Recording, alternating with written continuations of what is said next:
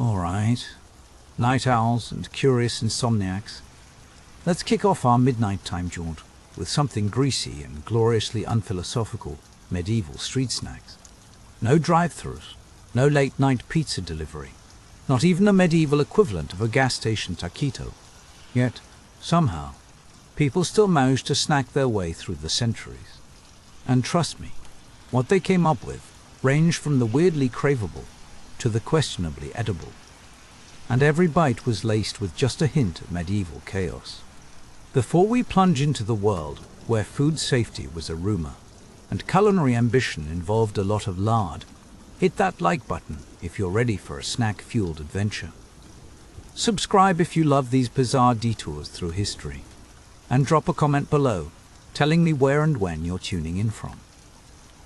Seriously, I love seeing who's wandering these medieval alleys with me in the dead of night. Now, dim your lights, embrace the hum of your fridge or fan, and let's sneak into the back streets of the past together. Imagine a time when most street food looked suspicious and probably tasted even more so. Yet, somehow, apple fritters rose above the chaos like tiny golden beacons of hope.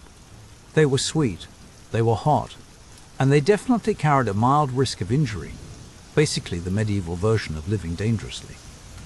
Think of them as proto-donuts, bite-sized, fried, and completely ignoring any modern notion of hygiene.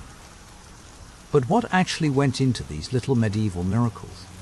Apples, of course, but not the shiny, waxed kind you find at the grocery store. Picture small, tart, slightly battered apples that may have been liberated from a neighbor's orchard under cover of night. The kind that looked like they'd survived both a drought and a bar fight. Chopped up, tossed in a slapdash batter, made of flour, eggs, and, if you valued your intestines, a generous splash of ale instead of water. Because in those days, water was more of a gamble than a beverage, and ale made questionable fruit taste like a party. Now, the real drama started at the frying pan. Deep frying in the 1300s was less of a technique and more of a dare. The oil of choice, pig fat, and not fresh stuff either. This was oil that had seen things. It was reused, reused, and kept in play long after most modern kitchens would call a hazmat team. If oil could hold grudges, this was the stuff. But it did have a certain flavor, if you define flavor as something that lingers in your memory and on your tunic. Still, the result was irresistible. Crisp, golden fritters, edges just shy of burnt, centers steamy and tender. Risk of third-degree burns was included at no extra cost. Sometimes, if you were flush with cash or wanted to flex your social status, you might dust your fritter with imported sugar. Imagine waving a little baggie of cane sugar around at the market like it was medieval gold dust. For the rest, a drizzle of honey or spiced syrup was the affordable upgrade, lending just enough sweetness to make you forget that your usual snacks involved cold cabbage masquerading as flavor. Fritters were the definition of street food, quick, messy, and impossible to resist. You'd grab one at a fair after a long church service, or on market days when you needed a pick-me-up and didn't mind oil stains on your sleeves.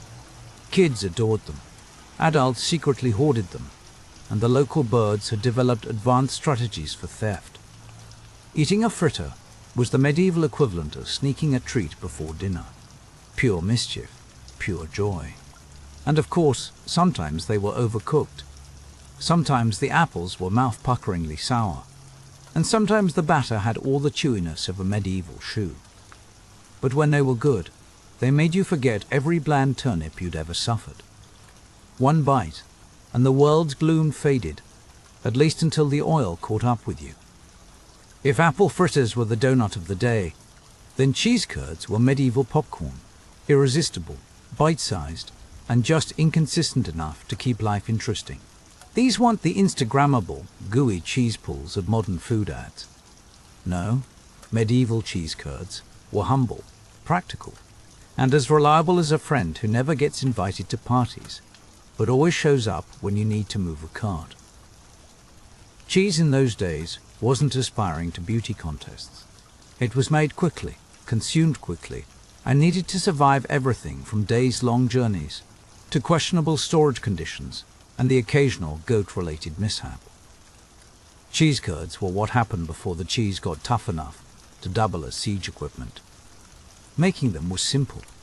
Farmers would separate milk into curds and whey using rennet, which sounds fancy, until you realize that rennet comes from the lining of a baby animal's stomach. Yes, a little medieval magic and a dash of don't ask, just eat. The curds were pressed, salted, and then, voila, cheese curds. Sometimes soft, sometimes rubbery, and occasionally squeaky enough to sound like they were trying to communicate. But they were filling, easy to carry, and in a world where snack usually meant stale bread or suspicious broth, cheese curds were a genuine treat. Monks nibbled them in between prayers, travelers packed them for long treks, and children gobbled them like candy, provided the cows had been in a cooperative mood that week.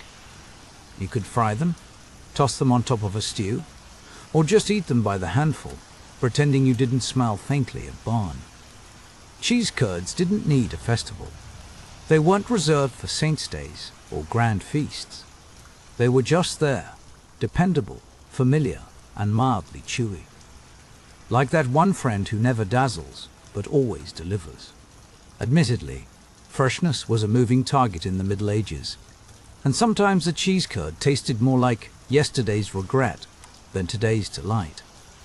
But with enough salt and a little optimism, most snacking disasters could be chalked up to character. After all, in a world where refrigeration was a pipe dream, your palate quickly learned the art of compromise. No, cheese curds weren't glamorous, but they were hearty, simple, and, miraculously, indulgent enough to feel like a reward. In a pinch, they also made excellent bribes for cats and small children, which, if you ask me, is a sign of true culinary greatness. Now, let's talk about the medieval dessert that no one asked for, yet somehow ended up enduring: turnip pie. That's right, turnip pie.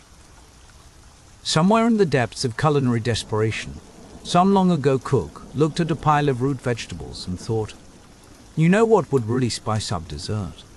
Livestock feed. To be fair, it wasn't always terrible. Sometimes it even bordered on enjoyable.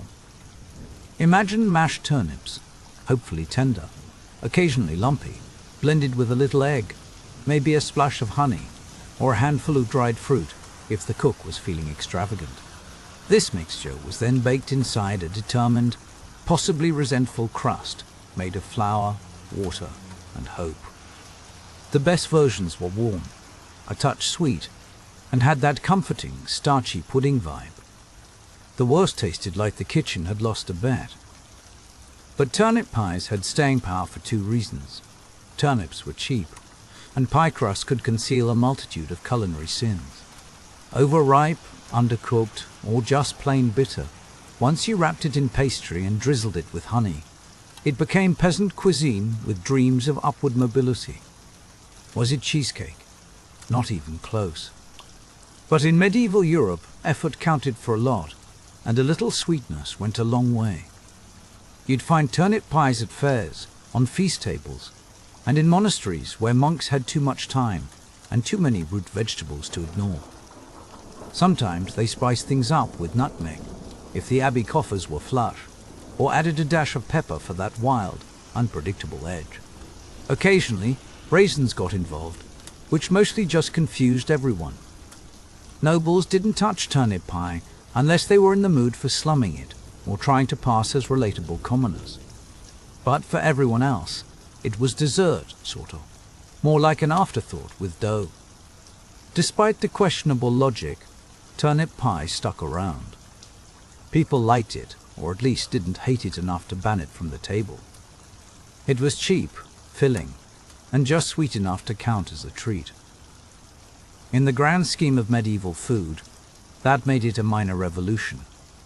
So, next time you're eyeing your fridge at midnight, wondering if cold pizza counts as a snack or a lifestyle. Picture yourself in a medieval market, juggling an apple fritter, a handful of squeaky cheese curds, and, if you're truly bold, a slice of turnip pie.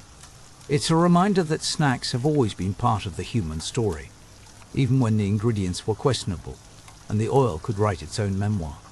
And if you thought fritters, cheese curds, and root vegetables were as wild as medieval snacking got, just wait until we get to the real comfort foods, the kind that could win over even the grumpiest peasant or the pickiest lord. If the medieval world had a comfort food, MVP, it was the meat pasty, a handheld pie stuffed with seasoned meat, tucked into a folded crust, and baked until it was golden brown or slightly scorched. This was the snack that truly defined medieval comfort, the mighty meat pasty. Picture a golden, flaky pie, folded neatly and packed with meat and spices, then baked until the edges were just this side of scorched. In other words, the medieval answer to a hot pocket, only with more mystery and a much higher chance of finding something unexpected inside. The best thing about a pasty was its grab-and-go attitude. You could chomp one down while trudging across muddy fields, share a bite with your neighbor while watching a public execution, or simply snack on the job if you were a miner or a traveling merchant. Wrapped inside a thick, sturdy pastry shell, the filling stayed warm, somewhat safe from the elements, and, more importantly, protected from whatever happened to be crawling around in your immediate vicinity. Dirt, rats, rogue peasant sneezes, none could penetrate the mighty crust. But let's talk about what really lurked inside that crust. The term meat was about as flexible as a medieval juggler. If you had connections to a manor, or perhaps knew a generous hunter, you might be lucky enough to bite into pork, mutton, or maybe even a sliver of venison. But for the rest of the population, let's just say your odds widened considerably. Rabbit, pigeon, eel, or hedgehog were all fair game. Basically, if it had legs, wings, or could slither past your door, it stood a chance of ending up diced and spiced in a pasty. And if you thought spices were a luxury, you weren't wrong. Pepper, sage, and garlic often found their way into the mix, not so much to elevate flavor, but to stage a full-scale distraction from any questionable aromas lingering in the meat. It was a game of culinary roulette every time you bit into one. Some days you'd get a filling so fresh and savory that you'd nod in silent thanks to the cook. Other days you'd find yourself chewing thoughtfully, wondering just how long your meat had been waiting for its moment in the pie. Still, in a world where lunch was often just a hunk of bread and some onions, a steaming, greasy pasty was pure indulgence. Even on fast days, when the church frowned upon meat, there were vegetarian versions stuffed with root vegetables, leeks, or even cheese if you could afford it. But let's be honest, the real excitement was always in the meaty versions. They were hot, greasy, and full of the kind of comfort you wouldn't ask too many questions about. Ownership of these prized snacks was serious business. Miners and laborers often pressed their initials or a family symbol into the crust before heading off for the day. In some regions, the crust was deliberately made extra thick along one edge, purposely shaped to be gripped by dirty hands and then tossed aside. Whether that edge was meant to appease spirits or just feed the local rats is anyone's guess. Either way, you never ate a pasty for the sense of security. You ate it for the flavor and the adventure. Now, if you're wondering whether these pasties tasted any good, the answer is usually yes, with a solid helping of suspense. The mystery was half the appeal. Eating a medieval pasty wasn't about feeling safe. It was about living a little, taking a savory risk, and accepting whatever consequences came your way. This was an era when brushing your teeth meant swirling wine around your mouth and hoping for the best after all.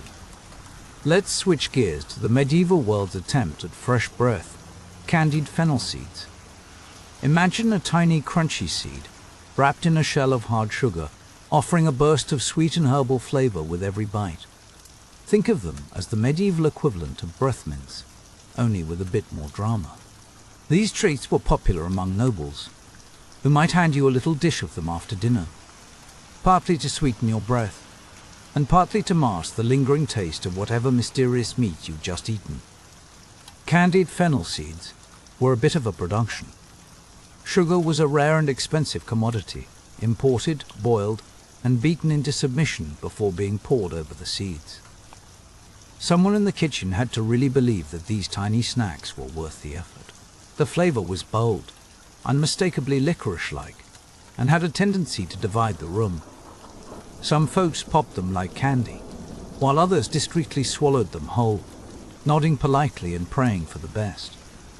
Aside from being a treat, these little seeds were thought to help settle the stomach, especially after a feast that involved an alarming variety of roasted birds and a questionable quantity of mead. They were the medieval answer to chewing gum crossed with antacids, but with a texture that could threaten your dental security. Biting into one required caution, as the sugar coating was no joke. One wrong move, and you might be scheduling a medieval dentist visit, which is to say, regretting your life choices. Of course, not everyone could afford the sugar-laden luxury of real candied fennel seeds. The common folk had to make do with homemade versions, usually involving honey and whatever herbs were lying around. The results were less refined, but good enough to keep up the illusion of nobility for a few minutes. In the grand scheme of medieval snacks, these seeds were tiny powerhouses. They didn't fill your belly, but they made you feel a little fancier, even if you were still scraping mud off your boots and sporting a tunic with suspicious stains. But when it came to medieval desserts, honey cake was the undisputed champion. Sweet, dense, and with a texture that could only be described as formidable, honey cakes were what happened when bakers wanted to show off and sugar was locked away in the lord's personal stash.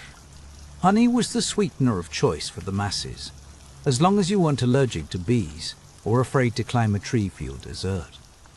Most honey cakes started with basic ingredients: flour, water, and generous amounts of honey. If your household was feeling particularly fancy or competitive, you might toss in spices like nutmeg or cinnamon, which could set the neighborhood gossip mill spinning for days. Dried fruits sometimes found their way into the mix if they hadn't already been spirited away by hungry children or fermented for stronger purposes. Honey cakes were the go-to treat for festivals, feasts, and weddings, mainly because they could be baked ahead of time, survive being dropped, stepped on, or even hurled across a crowded hall during a heated argument. These cakes weren't just food. They were an all-purpose medieval tool, doubling as gifts, bribes, or even a way to send a passive-aggressive message. Presenting someone with a particularly dense honey cake was the era's version of saying, "Enjoy and good luck." Structurally, honey cakes were not for the faint-hearted. Many resembled bricks more than anything you'd find in a modern bakery. Slicing one took a steady hand and a solid knife, and eating it involved a fair bit of chewing and the willingness to get sticky. But the reward was worth it. The taste was pure warmth, a rare luxury in a world of salted barley and questionable cupboard contents. The honey's sweetness lingered, sticking to your fingers and reminding you that sometimes simple pleasures could outshine even the fanciest noble feast. So whether you were biting into a suspiciously hot pasty, crunching on a risky fennel seed, or hacking your way through a slab of honey cake, medieval snacks were always an adventure. They were tough, inventive, and just indulgent enough to make the daily grind a little brighter. Every bite was a reminder that comfort food has always been a universal language, even if your snack might double as a building material or a supernatural offering. And if you managed to keep your teeth, even better.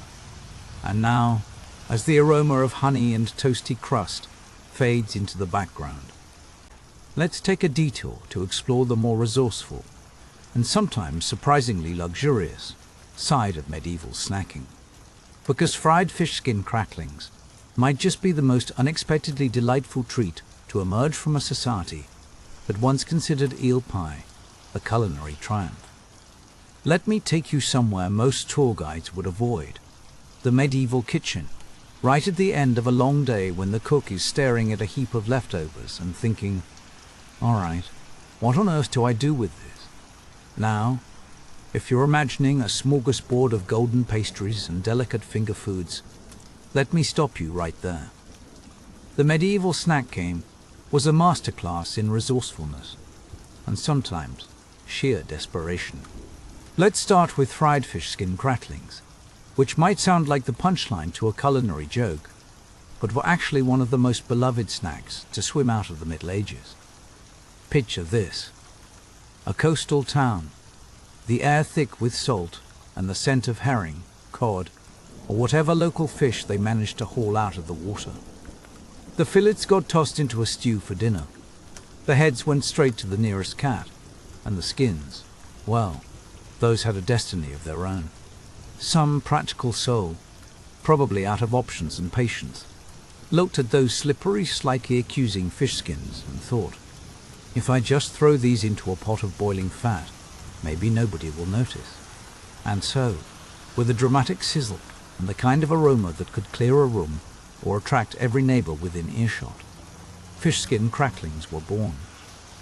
They came out thin, incredibly crispy, and so salty you'd wonder if you'd just licked the inside of a barrel. The crunch was legendary, like biting through a dried autumn leaf, except this leaf tasted like the entire North Sea condensed into one bite. Add a sprinkle of coarse salt, and, if you're feeling particularly luxurious, a pinch of garlic or a hint of thyme, and suddenly you're not just eating scraps, you're flirting with medieval culinary greatness. But let's not get too romantic. These crispy morsels weren't exactly subtle. They had a scent that could announce their arrival 3 cottages away. If you fried a batch indoors, your home would smell like a fish market's lost and found for at least the next week. But in a way, that was the sign of a job well done. The taste made all the sacrifices, nasal and otherwise, worth it. Fish skin cracklings were the medieval answer to modern potato chips. They were portable, caloric, and packed enough salt and fat to fuel a plowman through a day of back-breaking chores. Soldiers stuffed them into pouches before heading out on campaign. Sailors munched them on deck as the waves crashed, grateful for every crunchy ocean-flavored bite. Peasants hawked them outside taverns late at night, feeding drunken revelers something louder than their own laughter. Did the occasional scale make it through the frying process? Absolutely. Did some skins curl up into bizarre, unrecognizable shapes that looked like a dare more than a snack? Definitely. But by the standards of the day, these treats were practically gourmet. Now, if you're not a fan of fishy aromas, don't worry. There's always bread soaked in ale. This, my insomniac friends, was the comfort food of the working class. Imagine French toast, but with all the fun and flavor surgically removed. No eggs, no sugar, no cinnamon. Just yesterday's bread, the kind that could put a dent in your shield, revived by a generous dousing of the house ale. And this wasn't some hipster craft brew. It was flat, slightly sour, and brewed in conditions that would make a modern health inspector weep tears of despair. The bread would soak up the ale until it swelled, softening just enough to avoid breaking your jaw. It didn't exactly burst with flavor, but it was warm, filling, and, most importantly, wouldn't fight back when you tried to chew. Bread soaked in ale was known by many names: soups, trench toast, or just breakfast, if you were too tired to be creative. This was a snack for people who needed calories and didn't have time to fuss. You dunked the bread, watched it absorb the ale like a sponge that's seen things, and then ate it before it turned into a sad, sloshy mess.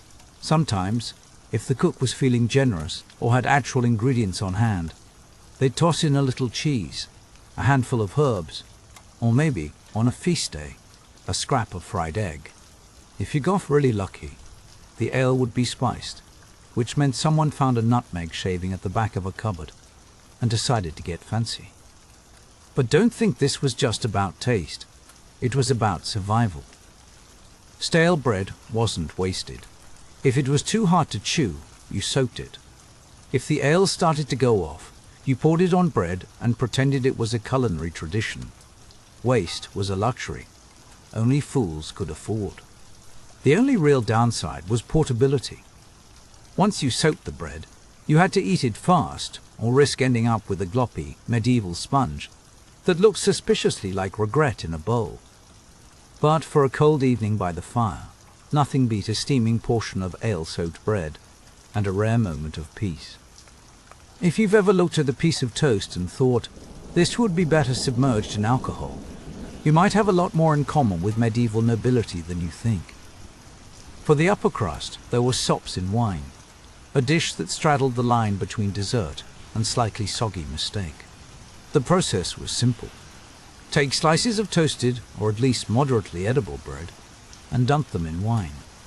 And not just any wine. We're talking about wine that was spiced, sweetened, and left to mature in a clay jug so long it developed its own personality. The result was a soft, almost spoonable dish that nobles swore was elegant, while everyone else quietly wondered if the kitchen had finally run out of ideas. Soaps in wine were not finger food. They demanded a spoon, a steady hand, and possibly a strong stomach. Served at banquets and late-night feasts, or during those awkward dinners where everyone avoided discussing the latest round of taxes, this dish was an exercise in medieval elegance. When done well, sops in wine were warming, comforting, and just boozy enough to help you forget the rest of the meal. The wine added depth, the bread brought texture, and the spices, cinnamon, clove, maybe a hint of pepper, tried valiantly to convince your palate you were eating something truly special. When done poorly, it was just wet bread in a bowl, and no amount of cinnamon could disguise the sense of mild betrayal. Sometimes the cook would get creative, chopping in dried fruits, tossing in a handful of nuts, maybe adding a knob of cheese, or, if they were feeling particularly avant-garde, dropping in a whole poached egg. At a certain point, it stopped being a snack and started resembling a medieval reality show challenge. Meanwhile, peasants made their own versions, swapping out wine for whatever cheap vinegar or cloudy ale was on hand. It wasn't dessert, it wasn't dinner. It was just whatever passed for a meal when you needed calories and didn't want to dwell on the details. Still, sops in wine endured for generations, because even if it tasted like regret, it was warm, filling, and carried the faint taste of luxury for those who could afford it. Now, let's talk about the real luxury snacks, the ones that made children's eyes light up and monks guard their larders like dragons. Dried fruit in the Middle Ages was the ultimate treat. Sweet, exotic, and sturdy enough to survive months on the road, dried fruit was basically medieval candy. But before you start picturing the cheerful medley of a modern trail mix, let me assure you, this was a different beast entirely. Medieval dried fruit had one job: don't rot. Taste was a distant second. Texture was somewhere between chewy and a dental hazard. The classics were there: raisins, figs, dates, and, for the truly privileged, imported prunes. These were fruits that had been sun-dried, smoked, or possibly just forgotten on a windowsill until they became more artifact than food. They arrived wrinkled, tough, and as dense as a rolled-up tapestry. You'd bite into one and feel like you were sinking your teeth into history itself. The upside was the sugar, concentrated, intense, almost startling after weeks of bland pottage. Nobles adored them. Monks hoarded them. Children treated them like treasure, stashing little clusters away to savor slowly, one sticky bite at a time. But let's not sugarcoat the experience. Chewing medieval dried fruit was a commitment. Figs came speckled with seeds that doubled as impromptu dental floss. Dates could glue your teeth together with a single bite. Raisins wedged themselves into your molars and refused to leave, like edible squatters. Every snack was a gamble between pleasure and jaw fatigue. Still, dried fruit had its moments of glory. It was chopped into pies, stirred into porridge, or sprinkled over honey cakes to create the illusion of variety. For the wealthy, dried fruit was sometimes wrapped in pastry, drizzled with rosewater, or soaked in wine to impress a visiting Florentine merchant. For the rest of the population, getting your hands on dried fruit was a special event. It was reserved for holidays, weddings, or that rare moment when someone remembered you in the kitchen. When you did get your share, you ate it slowly, savoring every sticky, chewy bite, maybe even hiding in the barn to avoid having to share. Storage was simple. Dried fruit was stashed in cloth sacks or clay jars, hardening over time, and sometimes achieving the density of a medieval slingstone. If you were clever and had younger siblings, you discovered that a properly aged dried fig could double as a surprisingly effective projectile. So dried fruit was sweet, sought after, and just a little bit dangerous. It stuck with you, sometimes literally. If you want a taste of luxury that doubles as a dental workout, this was it. In the end, medieval snacks were never just about flavor. They were about making the most of what you had, transforming kitchen scraps into edible ingenuity, and finding sweetness in the strangest places. Even the simplest treat was a tiny act of rebellion against the monotony of the day. And that's the magic of resourceful medieval snacks. Crispy, chewy, odd, and always memorable, whether you ate them or hurled them at your neighbor. Now, let's shuffle forward in time. Because if you ever wondered what happened when medieval cravings got a little more adventurous, well, you're about to find out. You wake up hungry. Add a sprinkle of coarse salt, and, if you 2009 are feeling particularly luxurious, a pinch of garlic or a hint of thyme. And suddenly you 2009 are not just eating scraps. You 2014 you 2009, flirting with medieval culinary. Flirting with medieval culinary greatness. Picture this. It's the middle of the night in medieval England, and you're wandering the drafty corridors of your imagination, stomach growling like a disgruntled badger. You crave something substantial, something with a backbone, maybe even a little bit of an attitude. Enter the blood pudding ball, the medieval power snack that could double as a weapon or a dare. Forget your timid sausage rolls and delicate pastries. These were unapologetically dense, unapologetically dark, and so packed with iron, you could practically feel your hemoglobin rising just looking at them. The secret ingredient: blood. Usually pig blood, though honestly, if push came to shove, any freshly acquired animal blood would do. Waste not, want not wasn't just a slogan. It was a survival tactic. You'd start by collecting that blood, then dump in oats, chopped onions, hunks of beef fat, and a dash of whatever spices you could scrounge from the family spice box. You'd stir up this morbid porridge until it reached a sticky, almost defiant consistency. Then roll it into balls that looked like they could hold their own in a bar fight. Next came the frying. Drop those orbs into bubbling fat, and they'd sizzle and crisp until the outside was nearly armored, the inside still rich and mysterious. Bite into one, and you'd get a rush of earthy, meaty flavors, with that unmistakable hint of iron that lingered longer than your last confession. Best eaten hot, straight from the skillet, blood pudding balls didn't really care about presentation. If you were feeling bold, or just desperate, you could eat them cold, congealed fat and all. Nobles might garnish theirs with a sprinkle of expensive pepper, or maybe serve them alongside a poached egg and a generous mug of ale. For peasants, the main appeal was that they weren't another bowl of watery cabbage. These snacks weren't pretty, but they were practical. They were easy to carry, alarmingly filling, and so calorie-dense that two could tide you over for the rest of the day. 4.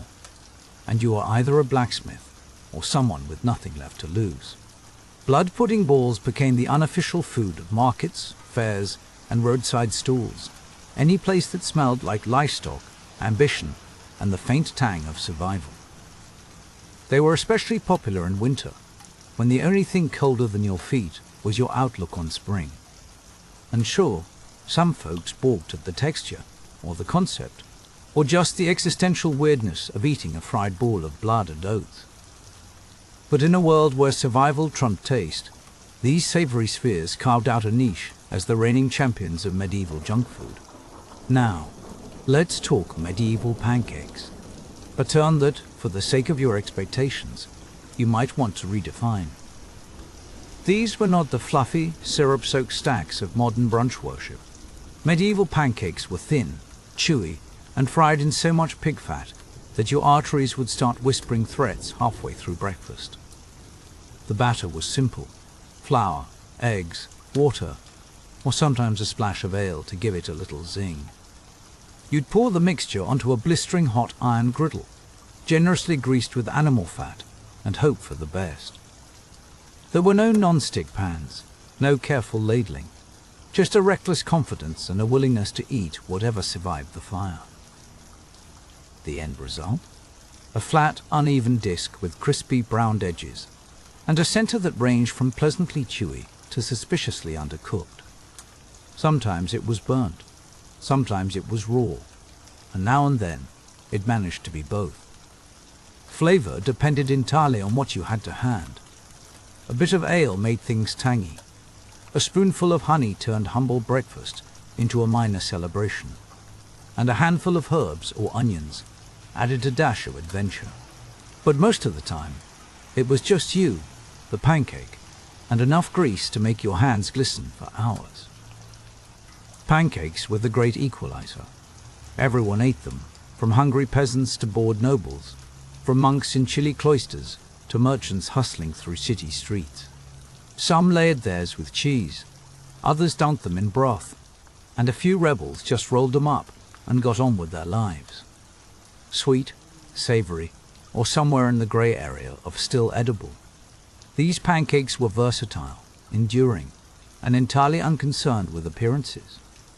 Leftovers could be stacked for later, sometimes as makeshift dessert, sometimes as an improvised shield.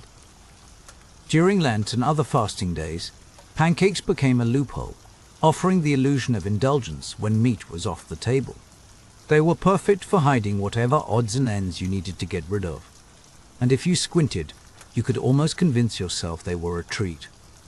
Tough, greasy, and stubbornly reliable, medieval pancakes didn't ask for compliments. They asked only for a hot pan and a willing stomach. Somewhere between a snack and a sacrament lived the medieval wafer. Picture a crisp, feather-light biscuit that seemed to hover between dessert and dental hazard. Wafers were everywhere. Outside churches, at town fairs, in the hands of monks, and sometimes floating in your soup like a sanctified crouton. But don't get your hopes up with chocolate or cream. Medieval wafers were stripped down, just flour, water, eggs, and the faint hope of something tastier. On special days, maybe a drop of honey or a hint of rosewater snuck in. But mostly, it was all about simplicity. The batter was poured onto blazing hot wafer irons, pressed between two metal plates that left behind religious symbols or floral patterns, depending on both the mold and the baker's mood. The final product, a disc that looked like it belonged in a holy ceremony and tasted like a crispy sheet of ambition. Wafers were beloved because they were quick to make, easy to carry, and, most importantly, profitable. Vendors would set up outside churches on feast days, waving stacks of steaming wafers at the newly absolved, tempting them to sin with carbs before they even left the church steps. No, buy now, repent later wasn't the official slogan, but it would have fit. The imprints on the wafers didn't change the taste, but they gave you something to ponder as you chewed, wondering if this was truly an upgrade from plain bread. Structurally, these wafers were fragile. They had a talent for shattering at the worst possible moment, making outdoor snacking a risky business. You versus the wind, crumbs, and the ever-present threat of disappointment. Yet, despite their delicate nature, they were cherished. For nobles, wafers appeared with fruit compote or a layer of soft cheese, a nod to culinary luxury. For everyone else, they were sold by the dozen, eaten immediately, and often before they dissolved into edible confetti.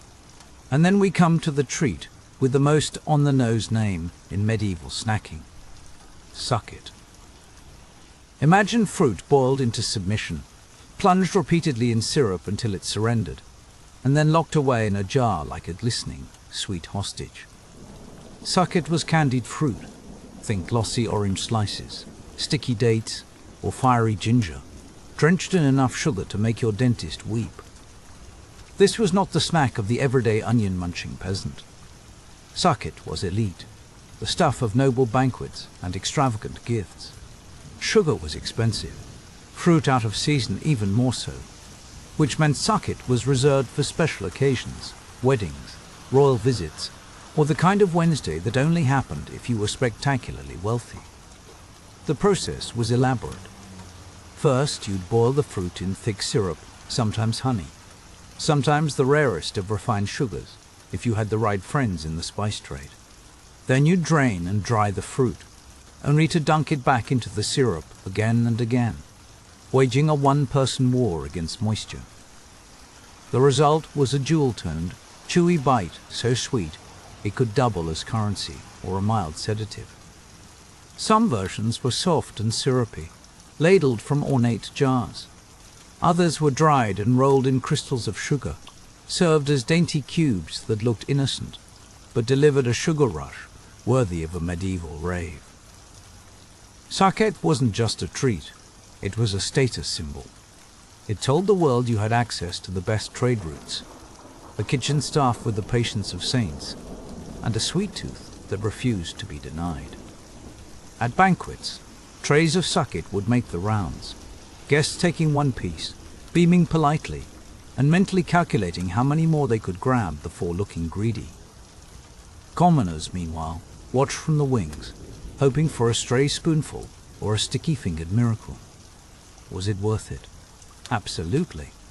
Sucette was one of the few medieval snacks that felt like genuine dessert, rich enough to erase the memory of whatever root vegetable had passed for dinner. And now for the grand finale, fried eel. You didn't think we'd round out this smorgasbord of medieval junk food without a slippery surprise, did you? Fried eel was the snack that slithered its way from peasant tables to royal feasts, never once pausing to question its own popularity. Medieval rivers teemed with eels, wriggling through murky waters like sentient noodles. They were so abundant and easy to catch that if you wanted protein and didn't mind a little existential risk, eel was basically the fast food of the era. Catching them usually meant sneaking out at night, poking around in the shallows until you found something that looked like it might bite back. Skinning an eel was another matter entirely. It was more like wrestling a greased rope than preparing a fish. But if you persevered, chopped them into segments, and seasoned them with whatever you could spare, the reward was worth it. Toss those pieces into hot fat, and they'd crisp up beautifully, transforming from villainous water serpents into golden, savory morsels with a rich, slightly oily bite.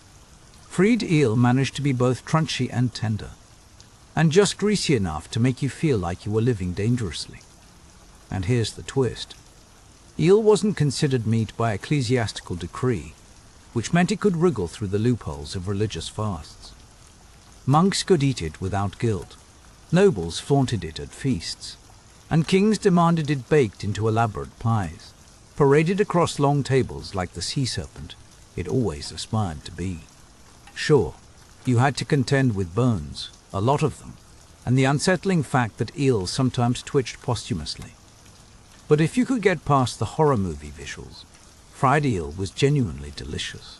It was the midwinter treat that made you forget, at least for a moment, that you were eating a creature straight out of a folk tale. Back then, fried eel was neither odd nor off-putting. It was a beloved delicacy, a little miracle in a world that specialized in strange culinary solutions. So, the next time you reach for a bag of chips or a late-night snack, remember, medieval folks were munching on blood, frying pancakes in lard, nibbling on holy wafers, sucking on candied fruit, and crunching fried eel, all in pursuit of flavor, calories, and maybe just a little bit of bragging rights. And as our midnight tour leaves behind the smoky kitchens and crowded markets of the Middle Ages, we're about to step into a different kind of dreamscape. While medieval snacks fueled the body, the ancient world was more concerned with feeding the soul. Mesopotamia, in particular, stood at the crossroads of mystery and mythology. Let's take a midnight detour to Mesopotamia, where dreams weren't just figments of a restless mind. They were the universe's own push notifications. Picture the Sumerians, Akkadians, Assyrians, and Babylonians, all bustling around with the firm belief that every dream was a direct memo from the gods, a kind of supernatural WhatsApp ping in your sleep. If you dared to ignore a vivid message from Enlil or Ishtar, that was basically ghosting a deity, something you did at your own peril. By roughly 2500 BCE, Mesopotamians had transformed dream decoding into a sophisticated science, one that was literally set in stone, clay tablets to be exact, etched in cuneiform. These weren't bedtime stories or personal musings. They were the backbone of state policy, medical advice, and ritual practice.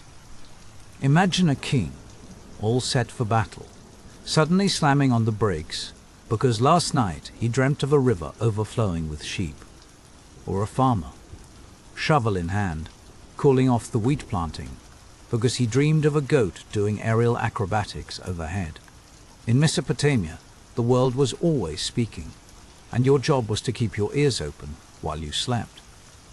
They even had dream professionals. The Baru priests were the original dream therapists, minus the leather couch and hourly rate. These priests hit the books, massive libraries filled with omen texts, like the Ishkar Zak, a sprawling manual that meticulously catalogued dreams and their outcomes. The level of detail was mind-boggling, almost like a cosmic tax code. Dreaming of eating dates? Excellent news. Expect a windfall. Dreaming of your teeth dropping out? Brace yourself for tragedy in the family. Found yourself in a dream rendezvous with a goddess? Congratulations, you're either in the god's good graces or on a fast track to hubris. In these manuals, dreams were treated like math equations. A equals B. See a snake? Betrayal is slithering your way. Tumble from a rooftop. A lawsuit looms. The logic didn't always make sense to mere mortals. But in Mesopotamia, divine logic operated on its own set of rules, stranger and far more entertaining than anything you'd find in a modern psychology textbook. But the Mesopotamians didn't just wait for dreams to arrive. They engineered them. Dream incubation was the ancient version of sending a DM to the gods. If a ruler needed advice, he'd sleep in a temple, having fasted, bathed, and maybe tossed a little incense into the air for good measure. The goal was to tune the cosmic radio for a clear signal, preferably one without nightmares about goats on a bender. For these ancient dreamers, the world behind their eyelids was a complex territory, to be navigated not with skepticism, but with profound respect, and an entire library of play tablets to help you along the way. Now, let's tiptoe across the desert sands into ancient Egypt, where dreams weren't just nightly brain static, they were sacred scrolls unfolding in your mind. The Egyptians saw dreams as encrypted messages from the gods, ancestors, or your own car, that shadowy spiritual twin you carried everywhere. Every dream, no matter how absurd or terrifying, had a purpose: to warn, to bless, to instruct, or occasionally, just to scare you straight. By the time the New Kingdom rolled around, think 1550 to 170 BCE, the Egyptians were jotting down their dream interpretations in papyrus manuals, compiling some of the oldest dream dictionaries known to humanity. One of the heavy hitters was the Ramside Dream Book, unearthed in the village of Deir el-Medina. This wasn't exactly light reading. It was more like a diagnostic super tool, listing hundreds of bizarre dreams and their verdicts, good or bad, helpfully written in red or black ink. The logic? Well, Let's just say it was creative. Dream of eating crocodile flesh? Congratulations, you're destined for high office. As odd as it sounds, crocodiles were linked to the god Sobek, the ultimate symbol of power and might. So, chowing down on croc in your dream meant absorbing divine strength, a promotion served with a side of reptile. Each entry in these manuals started with the phrase, "If a man sees himself," followed by a scene straight out of a fever dream. These weren't wild guesses. They drew from centuries of temple tradition, ritual lore, and personal visions. And if your dream got the dreaded bad stamp, you'd better be lighting incense and booking an urgent priestly intervention. Priests, especially those serving healing gods like Psyche or Thoth, sometimes ran what you could call a dream clinic. Devotees would spend the night in sacred precincts, hoping for a curative or prophetic vision. The ritual playbook included purification, prayer, and engineered sleep, the ancient equivalent of a spiritual spa night. And this wasn't just superstitious mumbo-jumbo. It was medicine, theology, and insurance policy, all rolled into one. Dreams shaped Egyptian magic and medicine too. Got recurring nightmares? There was an amulet for that. Dreamed of disaster? Rituals could erase it, just like you'd delete a cursed email. For the Egyptians, the mind at rest was anything but idle. It was a lively stage, with gods, ghosts, and ancestors dropping in to spill cosmic secrets, provided you had a wise priest handy to translate. Now, let's hop over the Mediterranean, straight into ancient Greece, where dreams weren't just whispers from Olympus. They were, quite literally, appointments with the divine. Central to Greek dream culture was the art of incubation. Imagine needing a prescription, but instead of pills, the doctor tells you to check in at the temple of Asclepius, the god of healing, and catch some Z's. That was the Greek approach to healthcare. These temples, known as Asclepia, dotted the landscape from Epidurus to Pergamon. The sick, the anxious, and the downright desperate would arrive, undergo purification rituals, bathing, fasting, maybe making a small animal sacrifice, and then settle down on a stone bed in the abaton, the sacred sleeping chamber. The aim? To receive a dream visit from Asclepius himself, or maybe a cameo appearance by his sacred snakes. According to ancient graffiti and testimonials, some patients would dream of Asclepius, gently tapping them with his staff, or snakes slithering over their bodies, a creepy image. But apparently, it signaled healing. A lucky dreamer might wake up cured, or at least walk away with divine instructions for recovery. Whether these dreams worked through pure placebo, psychosomatic power, or actual divine intervention, they were taken seriously.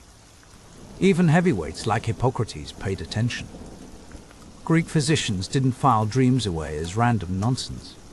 They believed dreams could diagnose illness, like the body sending out coded messages.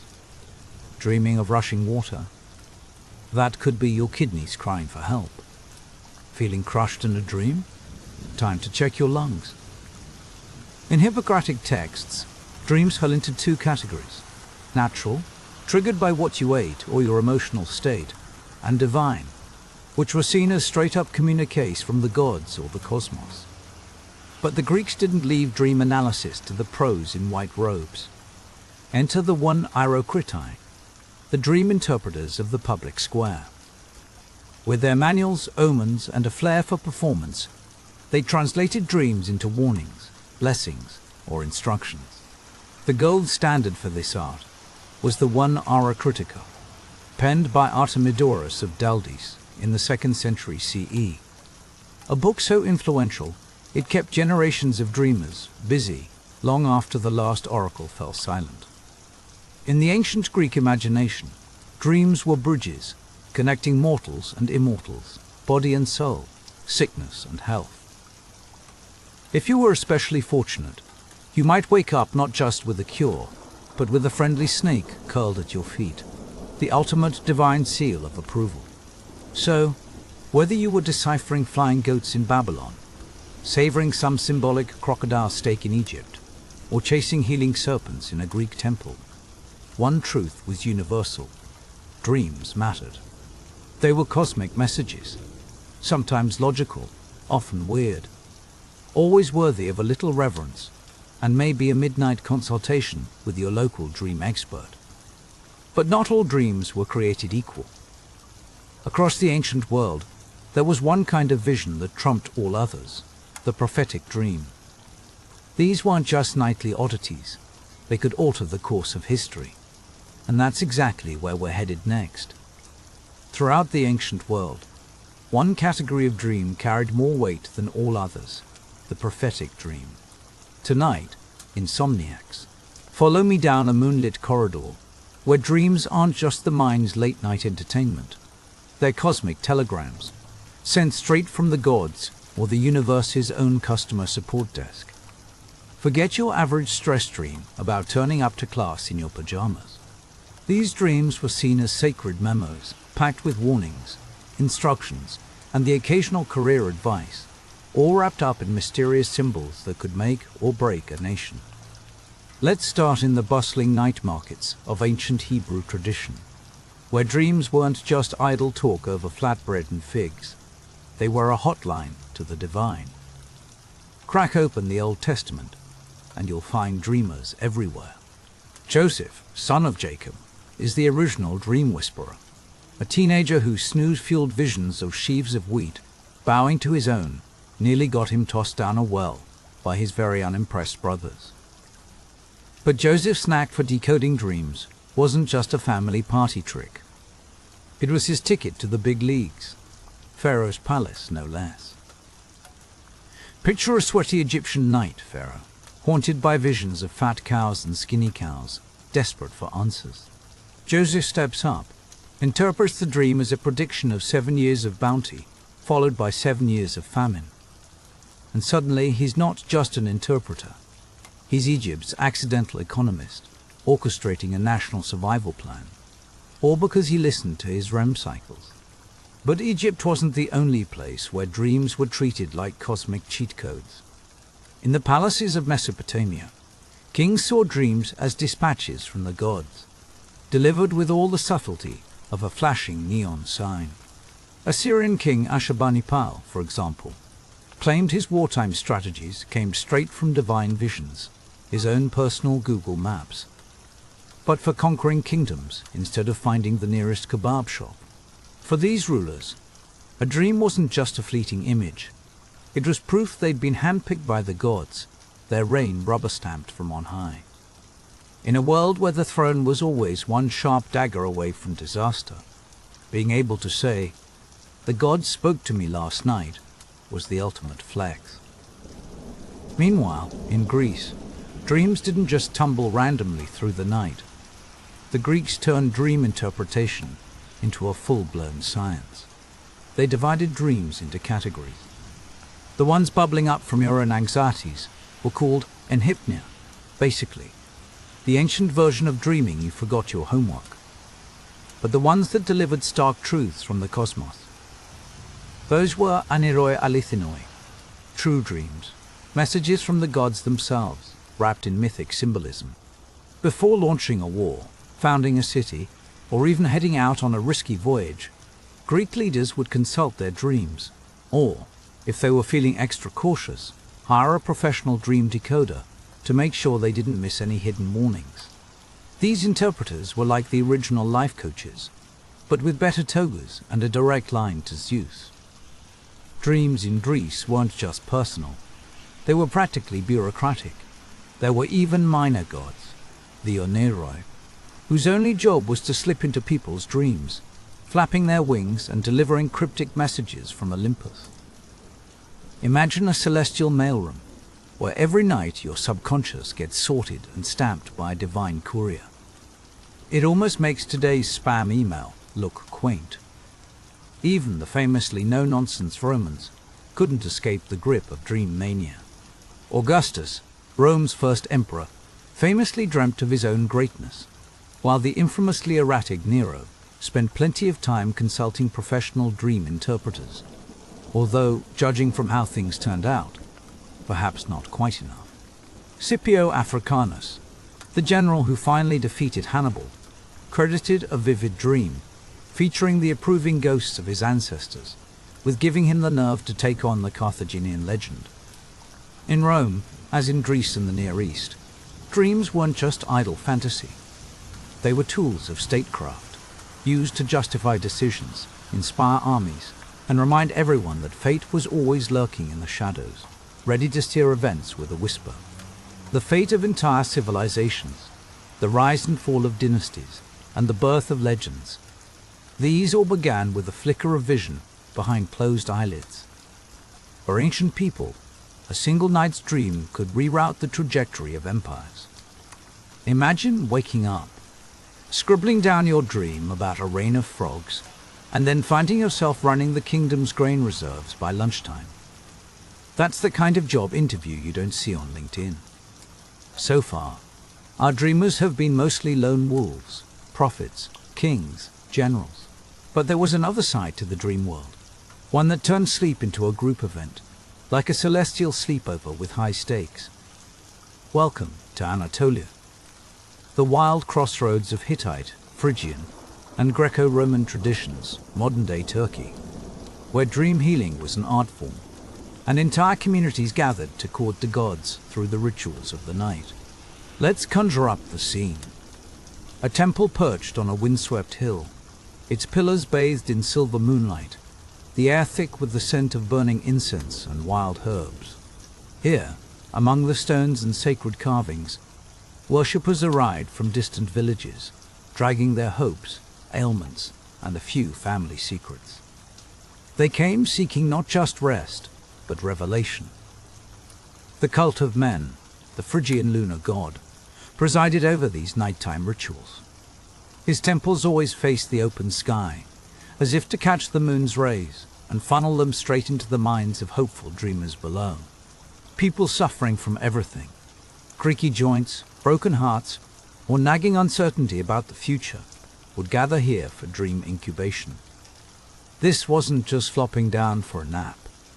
No, dream incubation was an elaborate ceremony. Pilgrims might walk winding labyrinth paths carved into the hillside, their feet tracing ancient patterns believed to focus the mind and tune it to divine frequencies. Others would lie down beneath celestial mosaics, stars and moons gazing down from above, while priests chanted and musicians played hypnotic tunes, the air shimmering with possibility. The goal: to coax a healing or prophetic dream from the gods, one that might reveal a cure, offer guidance, or at least provide a little hope.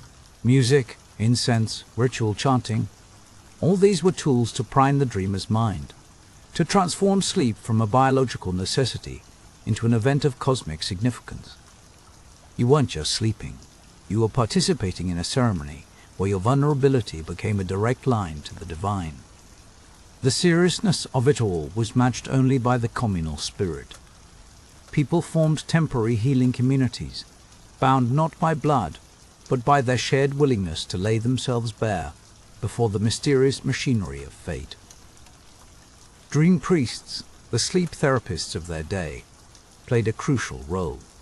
Some had the knack for guiding dreams, offering up specific imagery or symbols before the pilgrims drifted off.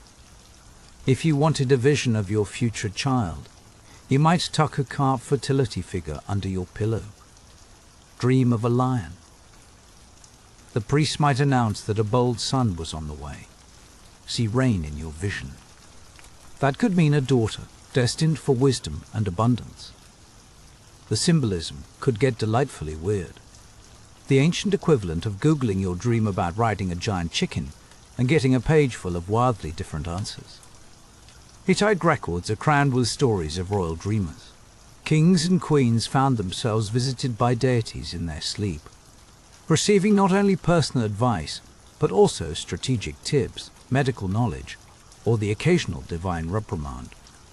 One Hittite queen reportedly dreamt that she needed to import a foreign goddess for her temple, a sort of diplomatic merger orchestrated entirely through the dream world.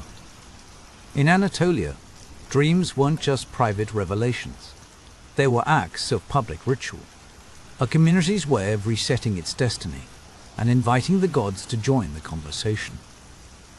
This wasn't passive sleep.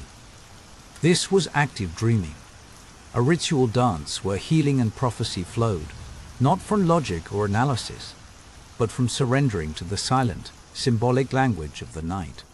For people with no MRI machines or modern therapy apps, the dream temple was both hospital and oracle, a place where sleep itself became a sacred act. By the time the 2nd century of our era rolled around, all this ancient dream lore was ready for an upgrade. Enter Artemidorus of Duldis, a Greek scholar from Asia Minor with the energy of a late-night talk show host and the methodical curiosity of a modern psychologist. Artemidorus didn't just dabble in dream interpretation. He went full Wikipedia, compiling the Onera Critica, a 5-volume mega manual that became the gold standard for decoding dreams throughout the ancient world and well into the medieval era. His approach was a breath of fresh air in a world obsessed with mystical riddles. Artemidorus collected thousands of dream accounts, interviewing everyone from sailors and merchants to soldiers, street performers, and, yes, even prostitutes. His guiding principle was simple. If you want to understand a culture, listen to what it dreams about. He organized dreams into categories: actions, animals, jobs, bodily functions, relationships, leaving no nocturnal stone unturned. Dream about flying. That might mean freedom, or maybe an overinflated ego. Find yourself naked in public. Depending on your social status, it could signal embarrassment or a future promotion. Lose your teeth in a dream. That's ancient code for losing a relative, a motif that somehow survived to haunt us in dentist chairs today. But Artemidorus didn't stop at cookie-cutter answers. He insisted on context. Where earlier dream books handed out generic meanings, Artemidorus tailored his interpretations to the dreamer's circumstances, gender, occupation, social class, even current life drama. A wealthy merchant dreaming of a shipwreck should worry about business troubles. A penniless fisherman with the same dream. He might just be on the cusp of a lucky break. Interpretation, for Artemidorus, was less about prophecy and more about psychology, a kind of ancient therapy session conducted by candlelight. He also tackled symbolism with a mixture of logic and wild creativity. A dream of death was rarely literal. It could hint of new beginnings. Those steamy dreams, they weren't always about lust. They might signal a looming power struggle, guilt, or even a chance at dominance, depending on the dream's flavor and the dreamer's station in life. Artemidorus' take on dreams is sometimes bizarre, often brilliant, and always grounded in the belief that the human mind is a labyrinth worth exploring. His Onera Critica outlived him by centuries, spreading across the Roman Empire and later the Byzantine world, eventually making its way into Arabic translations. Medieval scholars pored over his pages, keeping the ancient flame of dream interpretation burning bright long after the old temples were dust. With Artemidorus, dreams became texts to be studied, decoded not just for prophecy, but for insight into the deepest recesses of the human psyche. So, as you blink at your ceiling in the small hours, remember, in the ancient world, a single dream could shift the balance of history, start a new dynasty, or heal a broken spirit. Sleep wasn't a break from reality. It was a backstage pass to the forces that shaped entire civilizations. But of course, not every dream was a blessing. Some were nightmares, twisted visions that could send even the bravest king scrambling for a priest or a political advisor. And as the centuries rolled on, the power of dreams would collide with the harsh realities of politics, fear, and even postal systems in crisis.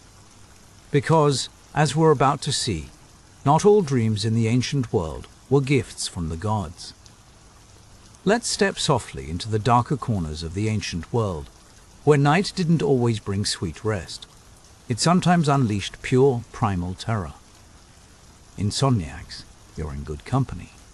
For every dream of flying or feasting in Babylon, there were nightmares that made people bolt upright, sweating, convinced some creature from the underworld had just paid them a visit. These weren't just bad dreams you'd shake off with your morning barley porridge. For the Babylonians, a nightmare could be the mark of a vengeful spirit, a curse from a sorcerer, or an omen that fate's dice were rolling against you. Not all dreams, they believed, came wrapped in silk from the gods. Some were delivered in burlap, reeking of sulfur and malice. Picture a Babylonian household in the dead of night. The city is still, the only sound a dog barking in the distance. Suddenly, a man awakens, clutching his chest, breath shallow, eyes darting around the shadows of his mud-brick room. He's seen something dreadful in his sleep. A demon, perhaps, chasing him through endless corridors. He doesn't just sigh and roll over. He calls for a priest. The priest arrives, robes rustling, bringing with him the tools of his trade, sacred texts, incense, and a pouch of amulets. He listens intently as the dreamer recounts every detail, then prescribes a ritual. Maybe the man must place a carved stone under his pillow, or burn cedar wood until the smoke chokes out the evil. Sometimes, the ritual involves reciting a string of words, so arcane they sound like a tongue twister from another planet. The point is simple. Nightmares were pollutants, and you had to scrub your soul clean before dawn. The Egyptians, not to be outdone in the sleep anxiety department, had their own arsenal against nightmares. Their beds might have been made of woven reeds, but their nights were fortified with magic. The Eye of Horus, that famous symbol of protection, wasn't just for tombs or jewelry. It was often sewn into linen or carved onto tiny charms kept close at hand. And if you were really worried about things that go bump in the night, you called on Bez, the pot-bellied, bow-legged dwarf god, whose job description was basically professional nightmare bouncer. Some Egyptians even muttered spells as soon as they woke, determined to erase the nightmare's power before it could worm its way into daylight reality. It was a kind of spiritual reset button, centuries before the snooze alarm. The Greeks, ever the philosophers, took nightmares as seriously as they took everything else, sometimes with a touch of existential dread. A nightmare might not be a message from Zeus, but from the chthonic gods, those shadowy deities who ruled beneath the earth.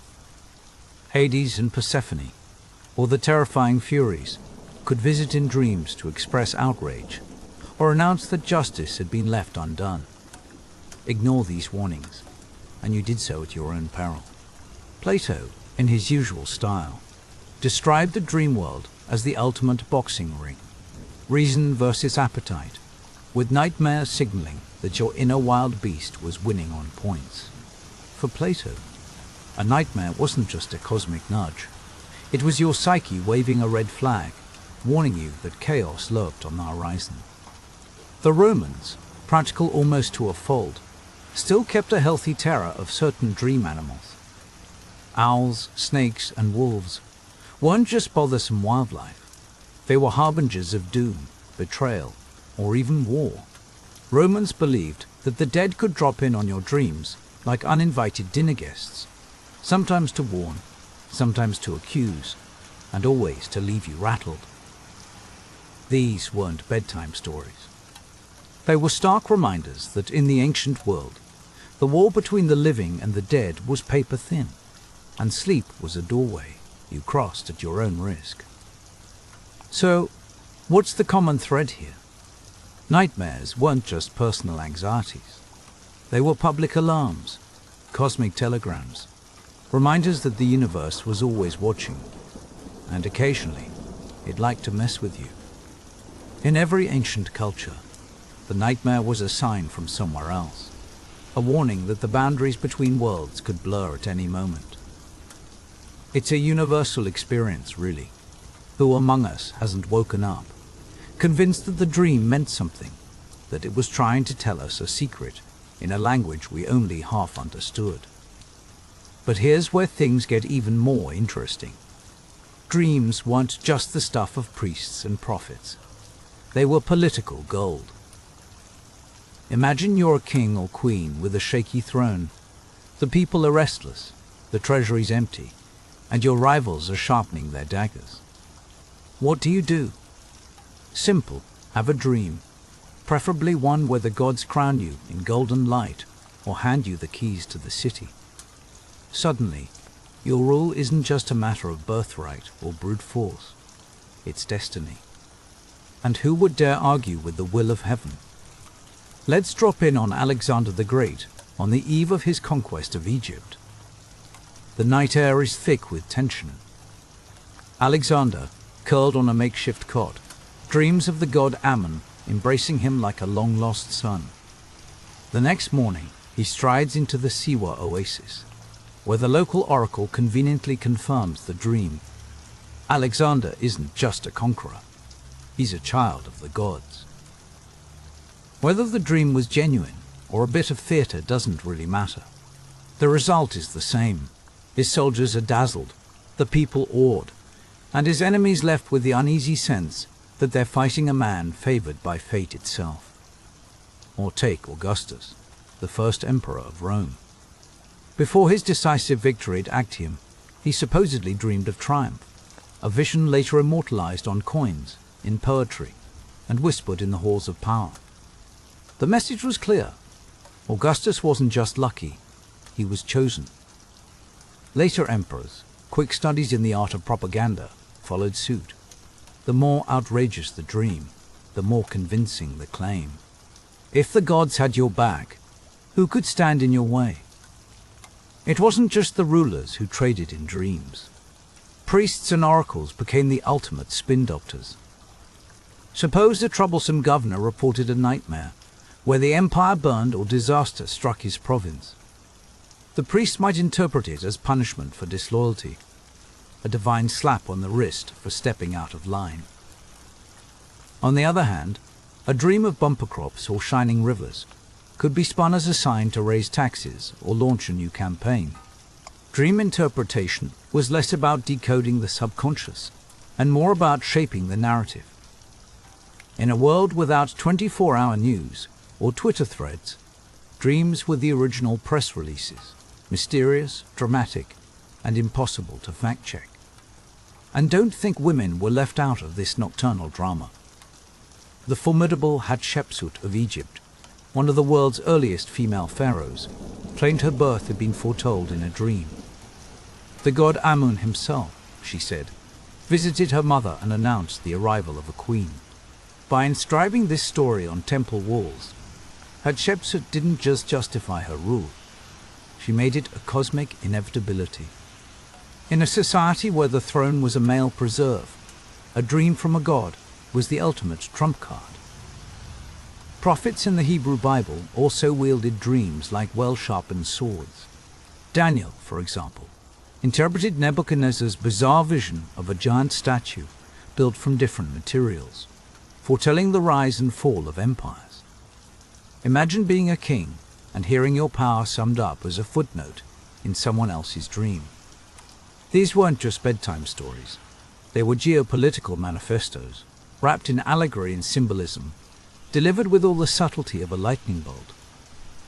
In every society, dreams offered a neat way for leaders to say, "This isn't just my plan, it's the universe's plan."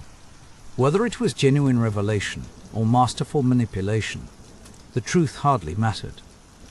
What counted was that people believed, and belief, as every ruler knows, is the rarest and most valuable currency of all. Let's take a quick stroll through the centuries. The ancient temples where dream interpreters once woke their magic may be swallowed by dust, but the fascination with dreams didn't vanish. It simply changed outfits. The medieval world gobbled up these traditions like a peasant with a rare honey cake. In the Islamic Golden Age, scholars translated and expanded on the works of the ancients, turning dream interpretation into a sophisticated science. Islamic mystics considered dreams a privileged channel to the divine, a hotline to heaven that bypassed the ordinary laws of reality. Meanwhile, in Christian Europe, monks meticulously catalogued the dreams of saints and martyrs, often treating them as previews of miracles or warnings of disaster. Sleep, whether in a monastery or a drafty castle, remained a gateway to the sacred. Interpreters, whether priests, mystics, or the odd wise woman with a knack for reading omens, became the gatekeepers between the mundane and the miraculous. Fast forward to the 19th century, and we bump into Sigmund Freud, who, despite his efforts to exorcise the gods from dreamland, essentially recycled the same ancient tools. In his interpretation of dreams, Freud argued that nightmares were the mind's way of airing out repressed desires and fears. He might have swapped the gods for psychology, but he kept the same cast of symbols: snakes, journeys, falling, flying, each one a direct descendant of the dream dictionaries found in Babylonian libraries. Carl Jung, Freud's one-time protege, went even further, painting dreams as populated by universal archetypes like the shadow, the hero, and the wise old man. Sound familiar? It should. These are the same characters you'd meet in any Greek myth or ancient omen list. Jung's collective unconscious is basically a VIP lounge for every spirit, monster, and god humanity ever dreamed up. Now, in the age of neuroscience, we swapped incense for electrodes, but the questions haven't changed much. Scientists tell us about REM cycles, sleep paralysis, and how trauma can shape our dreams. But if you squint just a little, these theories echo the old belief that nightmares are both a health warning and a sign from somewhere deeper. Our fascination with what happens in the brain at night is just a high-tech version of what the Babylonians wondered as they peered into the darkness. And if you think we've outgrown the ancient obsession with dreams, take a stroll through pop culture. Horror movies, mine. Sleep paralysis for their jump scares. Tarot cards promise glimpses of your future in the language of dreams. Dream journals, lucid dreaming apps, and TikTok accounts dedicated to dream analysis all continue the tradition. Whether you're looking for self-discovery or just hoping to avoid a night of running from shadowy monsters, the ancient idea is alive and well. What you see in sleep matters. So, what's the punchline after this midnight tour of dreamland? The ancients may not have had EEGs or sleep clinics, but they understood something we're still chasing. Dreams are stories. They're signals, riddles, warnings, or just the mind's way of taking out the trash. They arrive in the language of gods, ancestors, or our own anxious subconscious. But the real question, the one that echoes from Babylon to Freud's Vienna to your pillow tonight, has never changed. What is your dream trying to tell you? As the world moved from interpreting dreams as messages from the gods to seeing them as reflections of our inner psyche, another kind of communication crisis was brewing, one that would stretch not across the subconscious, but across the wild, untamed continent of 19th century America. In the mid-1800s, the United States was swelling at the seams, a patchwork of thriving cities in the east, an untamed wilderness in the west. California might have worn the badge of statehood for a decade, but it still felt like the distant cousin no one quite knew how to visit. Mail was the main artery connecting these far-flung lands, but boy, was it clogged. Getting a letter from New York to San Francisco meant weeks of waiting, biting your nails as it ping-ponged from stagecoach to steamship, braving storms, bandits, and the sort of bureaucratic delays that would make even the gods of Olympus roll their eyes. The most popular route wasn't even overland. Letters went by ship down to Panama, across the feverish isthmus, then by another ship up the Pacific, an odyssey worthy of Homer, minus the singing sirens, but with plenty of tropical diseases. If you were brave or desperate enough to send mail overland, you'd be betting against muddy trails, snow-choked mountain passes, and outlaws who weren't above relieving you of your saddle, your gold, or your life. This wasn't just an inconvenience. It was a political powder keg. Washington worried, rightly, that California, isolated by geography and time, might start thinking about going its own way. With the storm clouds of secession already gathering, losing the loyalty of the West wasn't just a headache, it was a national emergency. Into this mess galloped a new idea, one that sounds, frankly, a little unhinged even by today's standards. What if, instead of waiting weeks for mail, you could relay it across the continent using the American West's greatest resource, endless land and horses bred for speed? Picture it, skilled riders tearing across the wilderness, swapping horses at stations every handful of miles, racing the clock and the elements. Maybe they could slash delivery time from a month to just 10 days. It was a wild gamble. The proposed route would span nearly 2,000 miles, from St. Joseph, Missouri, all the way to Sacramento, California, cutting through mountains, deserts, rivers, and territory so unmapped it might as well have been another planet. The risks were epic: blazing heat, bone-chilling nights, and the constant threat of ambush. But if the plan worked, it would be the fastest, boldest communication line in the country's history. The real problem was simple. America was growing faster than its infrastructure could keep up.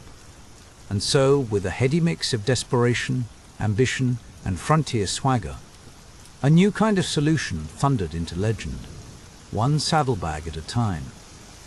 The Pony Express was about to make history. Of course, the Pony Express didn't just spring from the ground like a wildflower. It was the fever dream of three businessmen from a Missouri freight and stagecoach operation: Russell, Majors, and Waddell. William H. Russell, Alexander Majors, and William B. Waddell were already veterans of the overland shipping game. Their company hauled everything from government supplies to settlers' hopes across the wildest parts of the country. But in 1860, they set their sights on something far riskier: delivering mail to California faster than anyone had ever dared.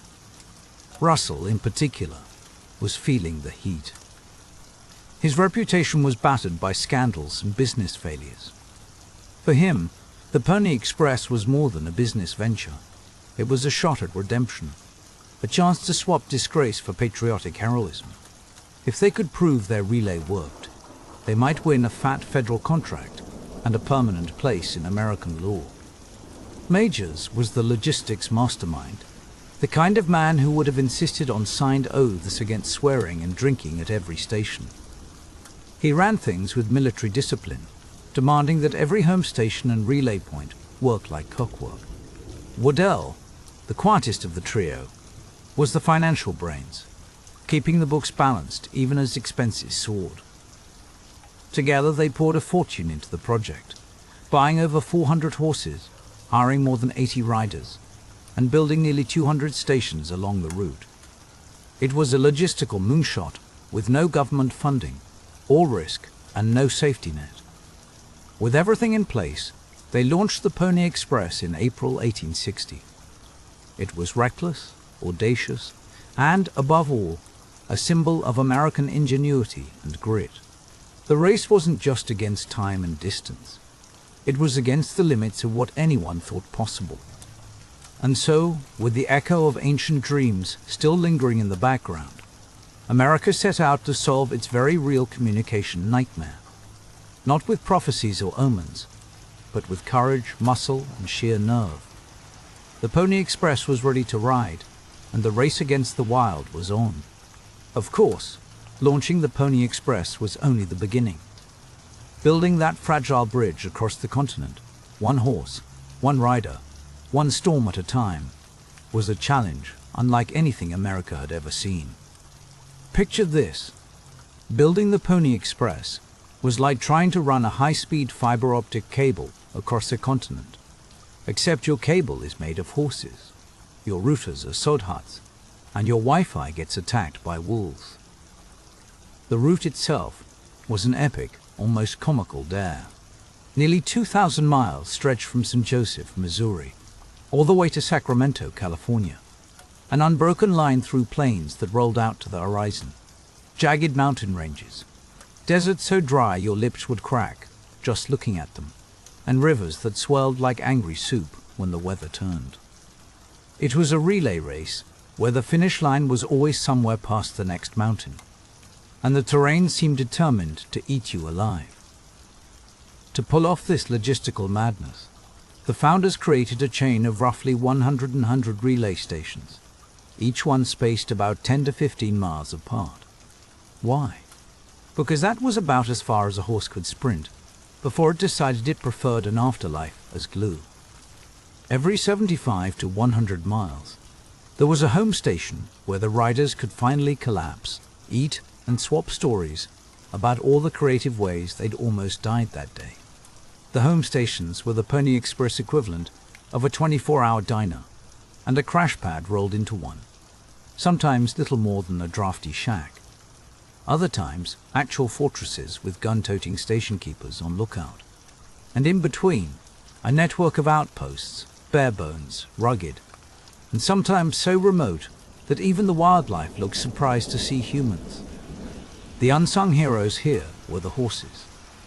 Over 400 of them, each chosen with all the scrutiny of a parent picking a child's first bicycle. Forget the pretty show ponies. In the flatlands, they wanted thoroughbreds that could eat up the miles. In the mountains and deserts, it was all about compact, scrappy Mustangs, equine versions of off-road rally cars. These horses weren't just fast. They were legendary for their stamina and their willingness to gallop straight into the unknown at a moment's notice. Riders didn't just ride them. They practically became one with the animal, leaping off a spent horse and onto a fresh one, with the kind of acrobatic flair that would make an Olympic gymnast whistle.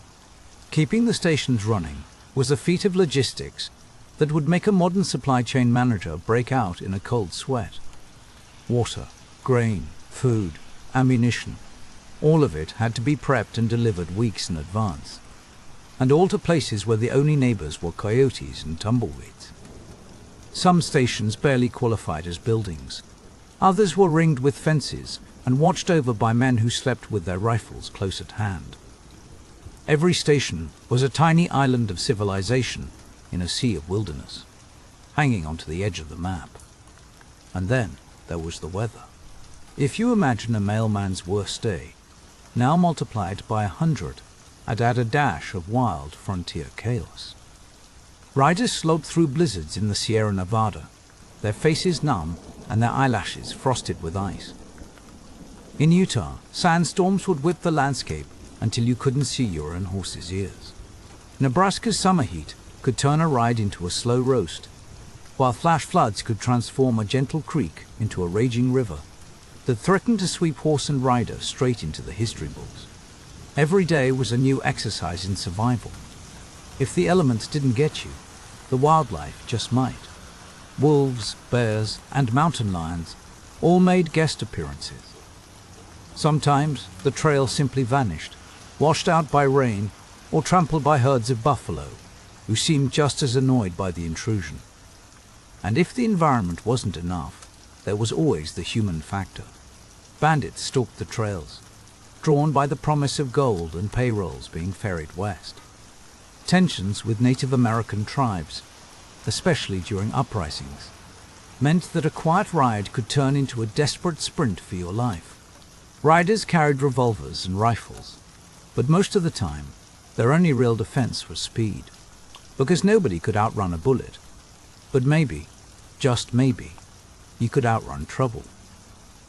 Yet, against all odds, the system didn't just function, it thrived. With each rider swapping out every 75 to 100 miles, and horses swapped every 10 to 15, the mail zipped across the continent at a pace that was, to 19th century Americans, nothing short of science fiction. 10 days from Missouri to California.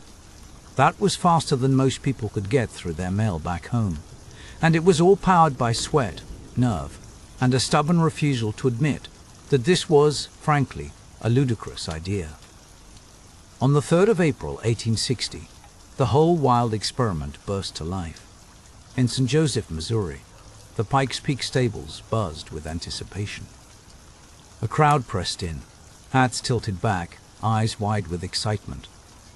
The first rider, almost certainly Johnny Fry, though history likes to keep a bit of mystery, swung into the saddle, snatched up the leather mail pouch called the mochila, and with a crack of hooves, tore off into the unknown. Cheers erupted, cannons boomed, and history took off at a gallop. What Fry carried was more than just letters and newspapers.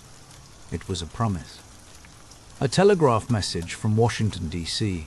had already zipped as far west as wires allowed, and now the last leg would be conquered by sheer muscle and courage. At that very moment, a second rider set off from Sacramento, heading east to complete the relay. So the continent got its first taste of instant, bi-directional communication at least, as instant as horse legs and human willpower could manage. Between these two riders stretched a wilderness that swallowed men whole. Nearly 2,000 miles, 190 stations, and every kind of hazard nature and humanity could conjure. All to be crossed in just 10 days.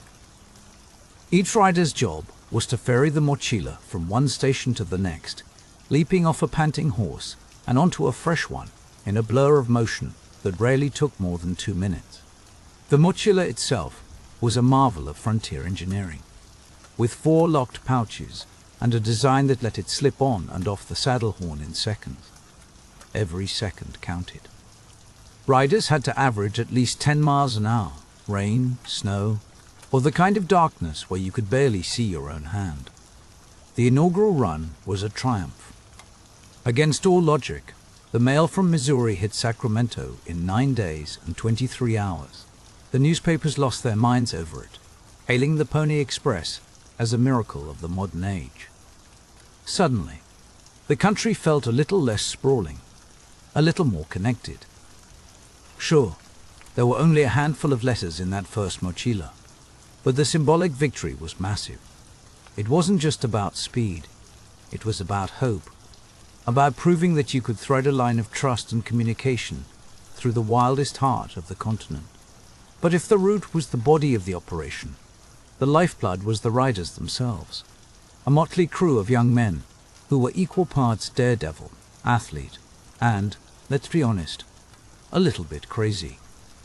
These were boys, really, most of them under 18, scrawny enough that the horses barely noticed the extra weight. They were paid by the month, and the pay was enough to make a teenager's eyes pop. $100 to $150 for a few weeks of risking your life, which, in pre-smartphone America, was a fortune. The legend of the Pony Express recruitment ad is irresistible. Wanted, young, skinny, wiry fellows, not over 18. Must be expert riders, willing to risk death daily. Orphans preferred. Even if the exact wording is lost to history, the truth behind it was spot on. The job was so dangerous, you almost had to have nothing to lose to sign up. These teenagers rode up to 100 miles per shift, sometimes changing horses in the pitch dark, in rain that could soak you to the bone, or in heat so stifling it felt like breathing through a wool blanket. They carried guns, but most of the time, their only real weapon was the hope that they could outrun anything that wanted to kill them. Some of these riders became instant celebrities. Take Pony Bob Haslam, who once rode an unbelievable 380 miles in less than 2 days to deliver mail during a deadly Paiute uprising. He did it with arrows sticking out of him, dodging attack after attack, and still got the mail through. If you ever needed proof that caffeine existed before energy drinks, Pony Bob was it. Or there's William Buffalo Bill Soddy, who would later become a Wild West superstar. He claimed to have ridden for the Pony Express at age 15. And while historians love to argue about the details, the fact remains, the story captured imaginations because it felt true to the spirit of the Express.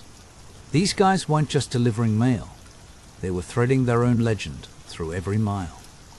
Even for the lesser-known riders, every shift was a brush with disaster. They faced the Rockies, the Great Basin Desert, rivers swollen to the bursting point, and territory so unforgiving that one misstep could mean vanishing without a trace. Some nights, the only thing between a rider and hypothermia was a thin coat and a lot of bravado. Yet, against all odds, they kept the mail moving. The reliability rate was astonishing. Out of all those runs, only a single mochila was ever lost. That's better than some modern courier services, and they didn't even have GPS. Despite the danger, many of these young men loved the job. The pay was good, the thrill was addictive, and there was a sense of purpose that came from knowing you were the thread stitching a nation together. They weren't just carrying letters, they were carrying hope, news, and the promise of connection. Teenagers, often orphans, always outsiders, became living symbols of courage, endurance, and the wild possibility of the frontier. For 18 months, they didn't just ride into history. They galloped straight into myth, proving that even the most ordinary kid could become a national legend, one wild ride at a time. And as the dust settled on those 18 months, the country was left with more than just memories and legends. The Pony Express had transformed the way people thought about distance, speed, and what a determined kid on a fast horse could accomplish. But, as with all great adventures, there came a moment when the ride had to end. And that's a story worth chasing down. Because riding for the Pony Express wasn't just a job. If you ever thought your job was stressful, imagine clocking in for a shift where your daily commute might end with you getting chased by wolves, caught in a blizzard, or, on a particularly unlucky Tuesday, ambushed by bandits.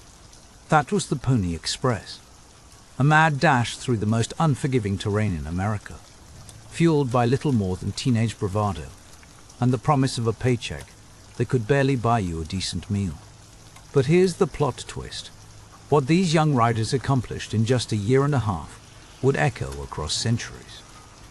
Not bad for a gig that paid less than some modern baristas. The riders, mostly in their teens, faced down every disaster the landscape could throw at them. In the Sierra Nevada, blizzards swept down like nature's own security system, determined to keep anyone from crossing. The Nevada deserts turned into ovens by day, then dropped to bone-chilling cold at night, just to keep things interesting. Rivers could swell overnight, transforming what had been a gentle ford into a white-knuckle gamble with the current. If you slipped off your horse in the snow, hypothermia came knocking fast. And if you misjudged a river's depth, well, you might end up as a cautionary tale told around the next station fire. As if the weather wasn't hostile enough, wildlife had its own opinions about mail delivery. Picture a lone rider tearing through the night, glancing over his shoulder as a pack of wolves loped silently behind. Rattlesnakes lurked in the brush, and mountain lions sometimes watched from the ridges, tails twitching as if sizing up the menu. But even the fiercest animal couldn't match the threat posed by desperate people. Bandits and bushwhackers, always on the lookout for a payday, knew that a rider's mail pouch might contain gold dust or money orders. The riders carried revolvers, but stopping to use them meant risking the mission or your life. Tensions with Native American tribes simmered and sometimes erupted with deadly force. The Putes War in 1860, born from broken promises and settler encroachment, exploded into attacks on Pony Express stations. Riders were ambushed, station keepers lost their lives, and some stations were reduced to smoldering ruins. The story of Pony Bob Haslam, galloping nearly 19 miles through hostile territory, arrows slicing the air and wounds burning, became instant legend. He didn't just survive, he delivered the mail, bloodied but unbroken. Yet for many, the greatest enemy was isolation. Imagine riding for hours on end, the only sound your horse's hoofbeats and the wind in the grass. One broken leg, one spooked horse, and you might vanish into the wilderness, never to be found. Still, the riders kept going. Mail sometimes arrived late, but it almost always arrived. A handful were killed on the job, but most endured. In just 18 months, the Pony Express didn't just survive. It thrived, at least in spirit, if not in the company ledger. But let's set aside the Hollywood version for a moment. The real Pony Express wasn't some Wild West fever dream. It was a brutal, hastily assembled operation, held together by luck, skill, and sheer determination. Yet in facing down the impossible, the riders became something more than employees. They became the stuff of legend. For a flash of time, they tamed the wildest stretches of the continent, not by conquering them forever, but by outsmarting and outrunning them, one letter at a time. Despite its blink-and-you'll-miss-it lifespan, the Pony Express hit America like a lightning bolt. Picture a nation teetering on the edge of civil war, gasping for connection across mountains and plains. Before the Express, news traveled at the speed of oxen or wind, meaning that by the time you heard about a political crisis, it might have already resolved itself or exploded into chaos. Enter the Express, suddenly. What used to take weeks took only 10 days. In a country desperate to feel like one nation rather than a scatter of far-flung settlements, this was nothing short of revolutionary. The impact was immediate and profound. Businesses, no longer paralyzed by distance, grew bolder. Newspapers gleefully reported on events as they happened, shrinking the nation with every headline. Families, separated by thousands of miles, felt just a little bit closer. And in those tense months before Lincoln's election, the federal government could finally reach out to California in near real time. The Express reassured a nervous Union that the West was, in fact, within its grasp. If politics and business thrived, so did infrastructure. The trailblazing stations of the Pony Express laid the groundwork for the railroads, telegraph lines, and stagecoach routes that would soon follow. The Express was never meant to last forever. It was a proof of concept, a dare to the future. And when the future answered, the path was already mapped. Culturally, the Express galloped straight into the heart of American mythology.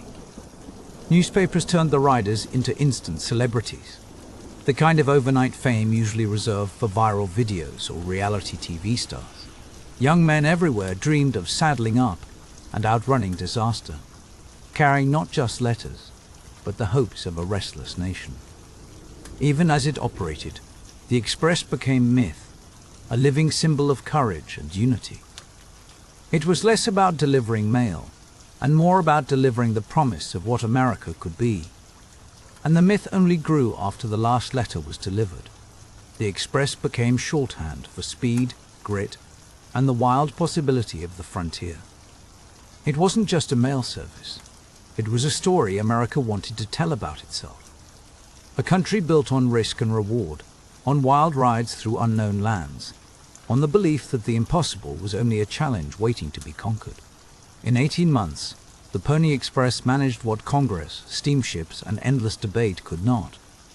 It made a fractured nation feel whole, if only for a moment. Yet, for all its glory, the Express was doomed before it even hit its stride. This wasn't about failure. It was about technology moving faster than any horse ever could. Just 2 days after the first gallop from St. Joseph, construction began on the transcontinental telegraph. Every fresh pole and strand of wire was a countdown to obsolescence. By October 24, 1861, a little more than a year and a half later, the final wire was connected. Messages that once took days now zipped across the country in minutes, riding invisible lightning.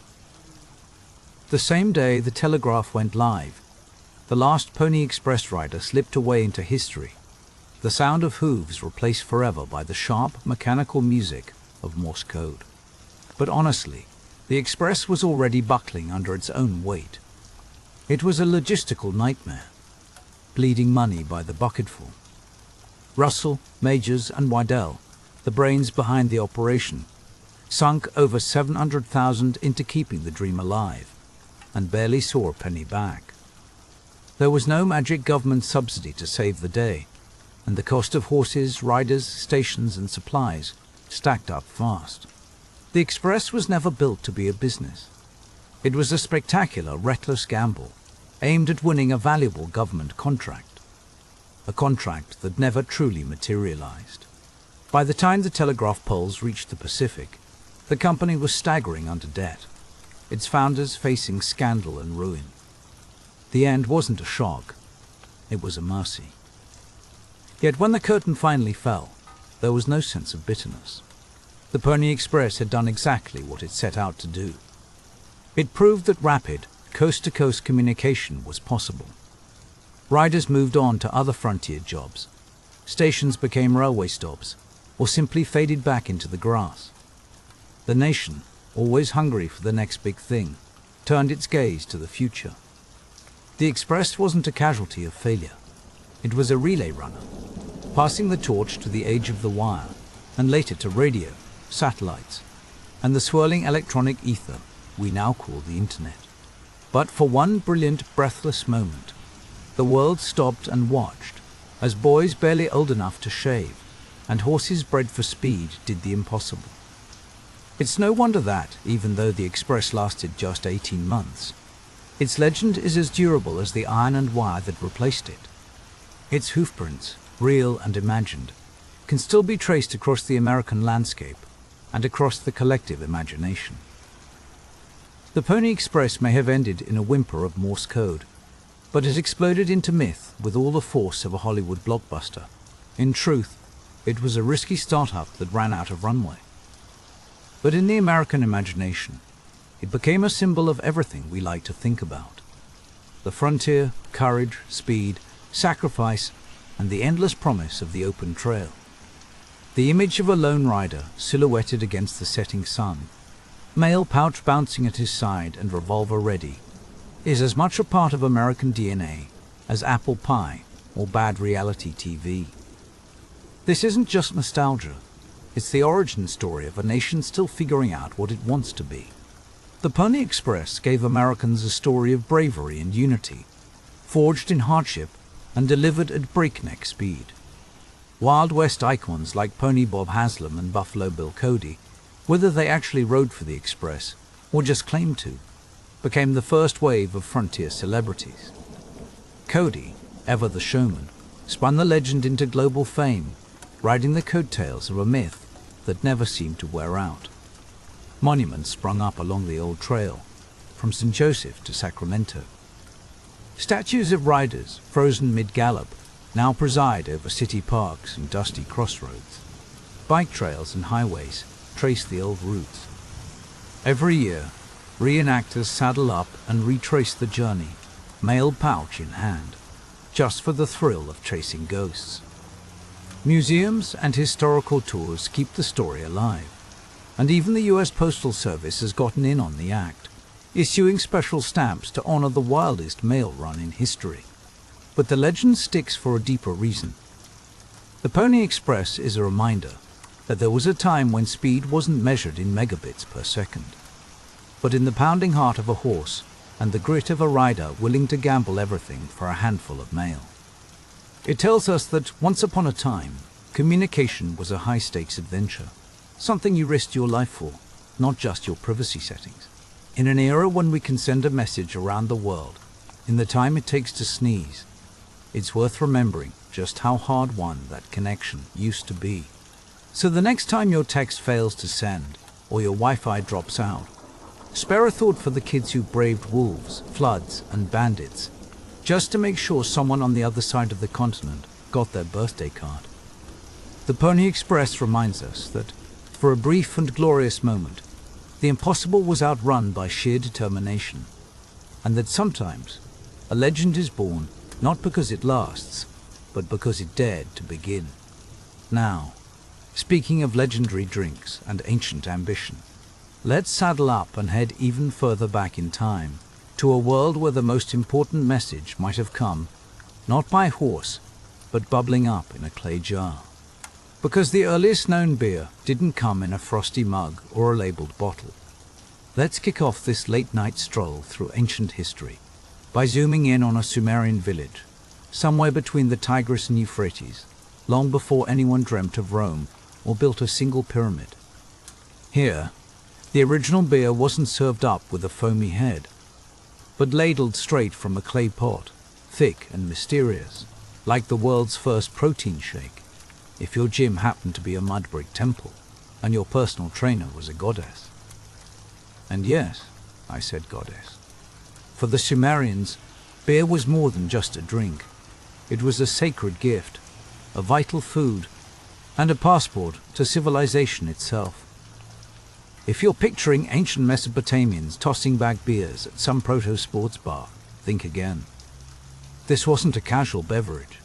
It was the engine of daily life, the currency of labor, and the nectar of the gods. In fact, it's no historical accident that the oldest known written recipe isn't for bread or stew, but for beer. On a clay tablet from around 1800 BCE, you'll find the Hymn to Ninkasi, a poetic brewing manual disguised as a love letter to the goddess of beer herself. Ninkasi wasn't a footnote in the Sumerian pantheon. She was a full-on celebrity. Brewing beer wasn't just a task. It was a divine ritual. Every batch was, in a sense, a prayer. Here's how the magic worked.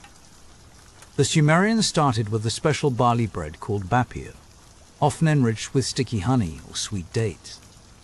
They'd crumble this dense loaf into big jars of water, then leave the whole mix to ferment in the open air. No fancy equipment, no special yeast packets, just time, patience, and the blessing of Ninkasi. The result? Not the crisp lagers we know today, but a murky, chunky, low-alcohol brew that was closer to drinkable porridge than anything you'd find on tap at your local pub. It was filling, brimming with nutrients and, crucially, much safer than the water, which tended to come with a side of dysentery. Beer was everyone's business, literally. Laborers hauling bricks for a new ziggurat, temple priests performing sacred rites, and even the city's rulers all counted on beer to get through the day. It wasn't just a treat, it was a daily necessity.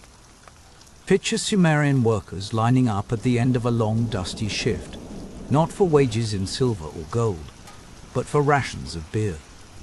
Some were paid several liters a day, a perk that made the job almost worth the blisters. Instead of personal mugs, people would gather around large communal pots, plunging long reed straws into the thick brew to sip around the sediment. This wasn't about getting tipsy. It was about surviving, sharing, and honoring the most important member of the community, Ninkasi, the goddess in the brew. And Sumerian beer wasn't just embedded in the kitchen or the local tavern. It was stitched into the very fabric of society, woven through rituals, legal codes, agriculture, and economics. It's not a stretch to call it liquid civilization, a daily act of devotion that helped define what it meant to be Sumerian. Brewing was both a sacred responsibility and a practical solution to the challenges of ancient life. The process united people, nourished them, and, quite literally, kept the gears of civilization turning. But the Sumerians didn't keep all this frothy wisdom to themselves. As the centuries flowed on, their brewing traditions drifted down the river and took root in Egypt, where beer would be elevated from sacred sustenance to state-sponsored industry. If Sumer gave beer its soul, Egypt gave it scale. By the time the pyramids started rising along the Nile, beer had become the backbone of Egyptian society, every bit as important as the river itself. And the Egyptians didn't mess around. While the Sumerians brewed in small batches for their families and temples, the Egyptians industrialized the process, churning out beer on a scale that would have made even the most ambitious Mesopotamian brewer blush. Massive breweries operated within temple complexes and palaces, the whole operation overseen by religious authorities who understood that beer wasn't just for mortal thirsts, but for divine offerings and royal ceremonies. For the Egyptians, beer was a literal gift from Osiris, the green-skinned god of agriculture, rebirth, and, you guessed it, fermentation. Beer wasn't just a drink, it was a bridge between worlds. It flowed from the hands of the gods into the jars of mortals, and straight on into the afterlife. Hathor, the goddess of music, joy, and intoxication, was also on the guest list. Her divine parties were legendary, and beer flowed freely at everyone. The Egyptian brewing method was a close cousin to the Sumerian style, but with a few clever upgrades. Instead of bapir, they used partially baked loaves made from emmer wheat or barley. These were crumbled into water-filled vats, often sweetened with dates or a drizzle of honey. The mixture was left to ferment in enormous clay jars, the whole process watched over by teams of workers, many of whom were women, a detail that we'll come back to. What emerged from these jars was a thick, unfiltered, highly nutritious beer. Sometimes it was so hearty you needed a spoon, not a straw. Beer was so central to Egyptian life that not only did the living depend on it, the dead did too.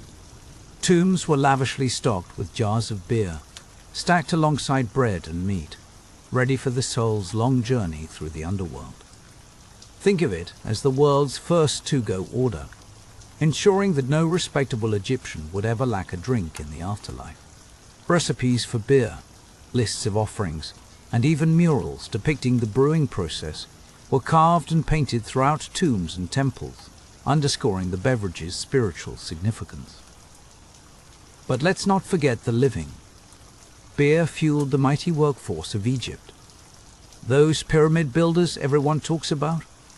Far from being slaves, they were paid laborers, and part of their daily compensation was, you guessed it, beer.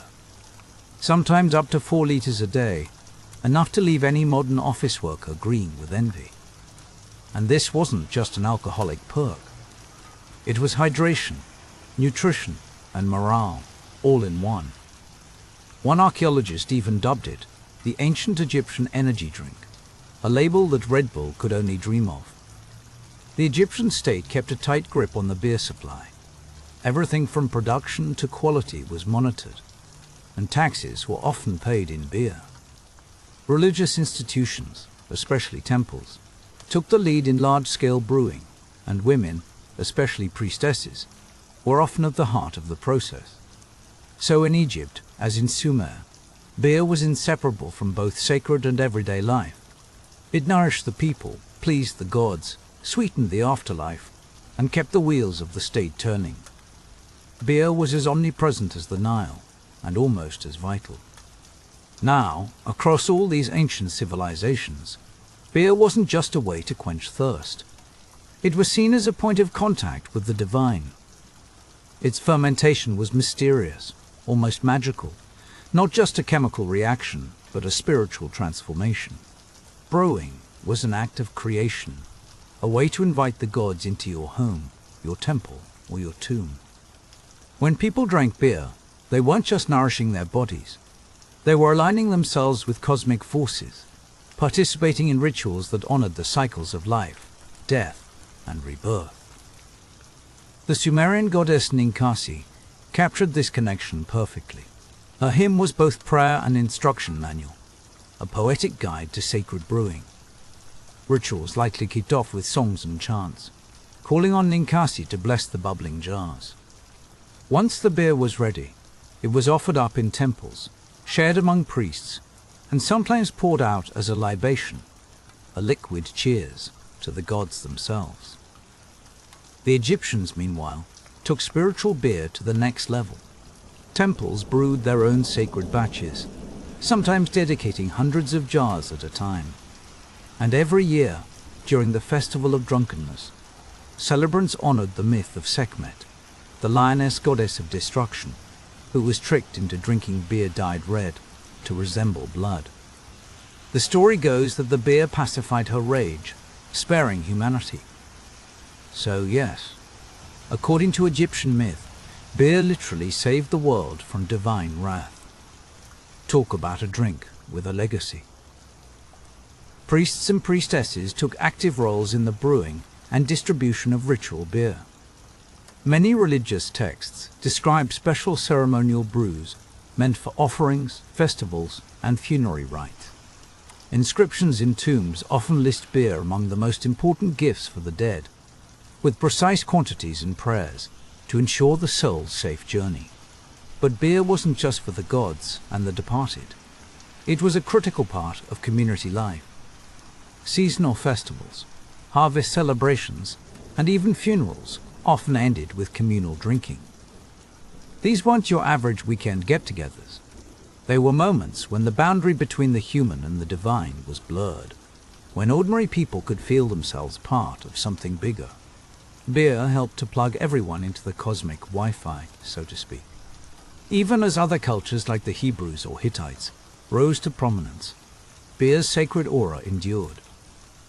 While wine became the drink of choice for the upper crust, beer remained the beverage of the people, tied to fertility, the earth, and the everyday rhythms of work and celebration.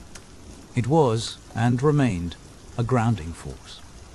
Here's the twist that historians love. Beer might not just be a product of civilization.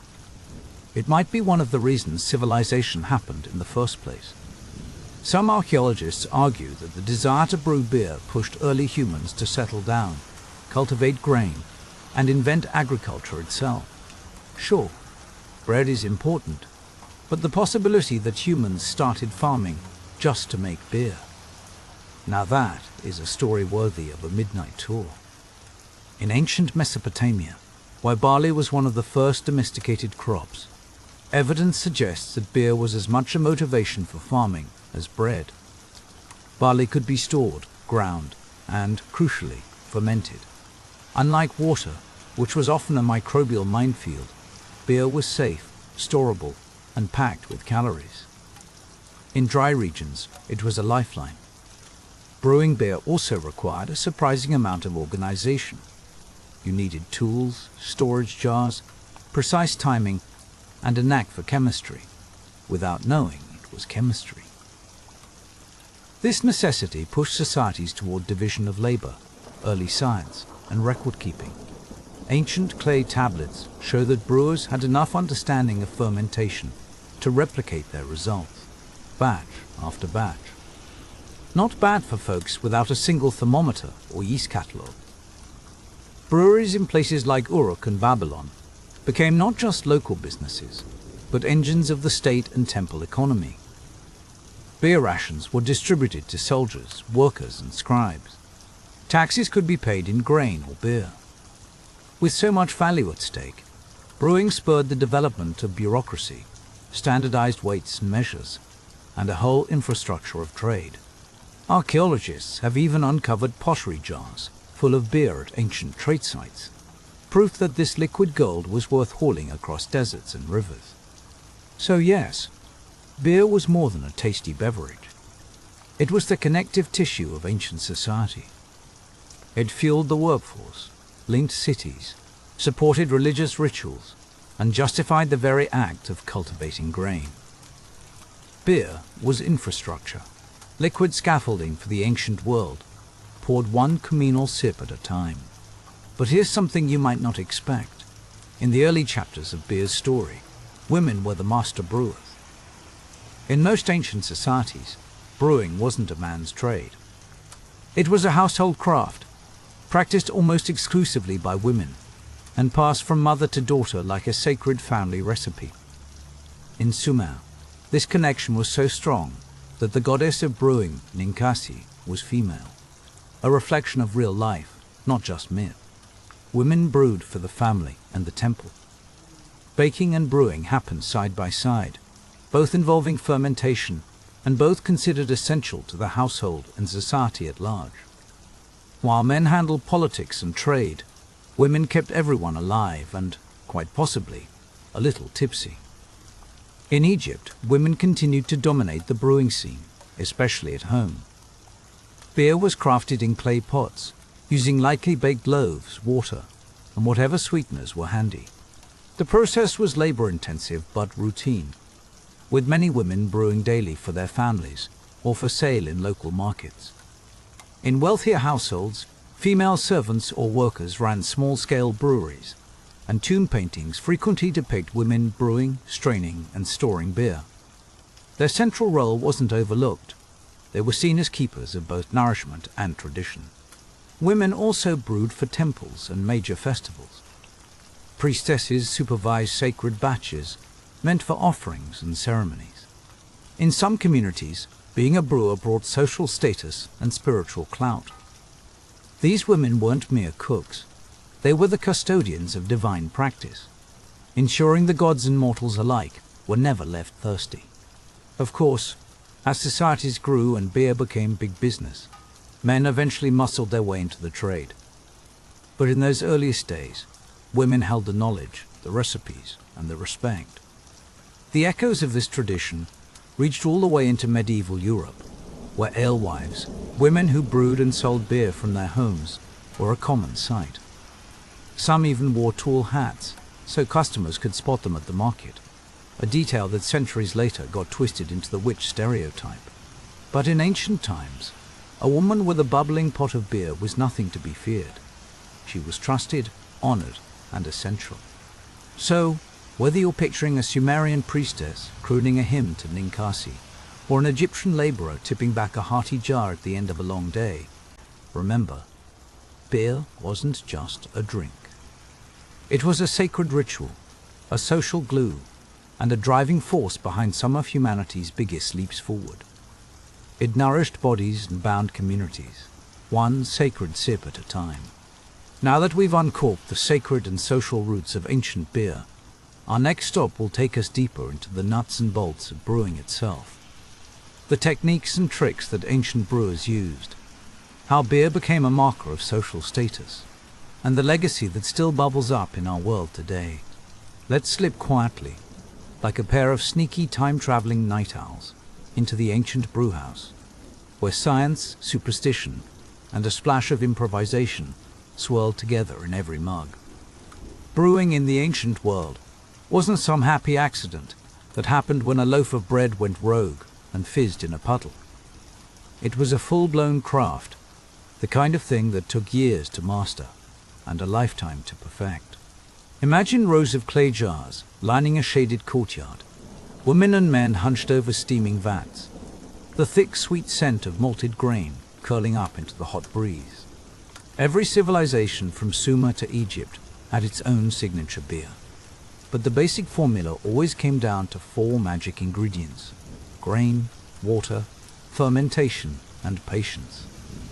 Well, patience and a little faith in the invisible forces lurking in the air. Because nobody knew what yeast was, just that the gods seemed to favor certain jars over others.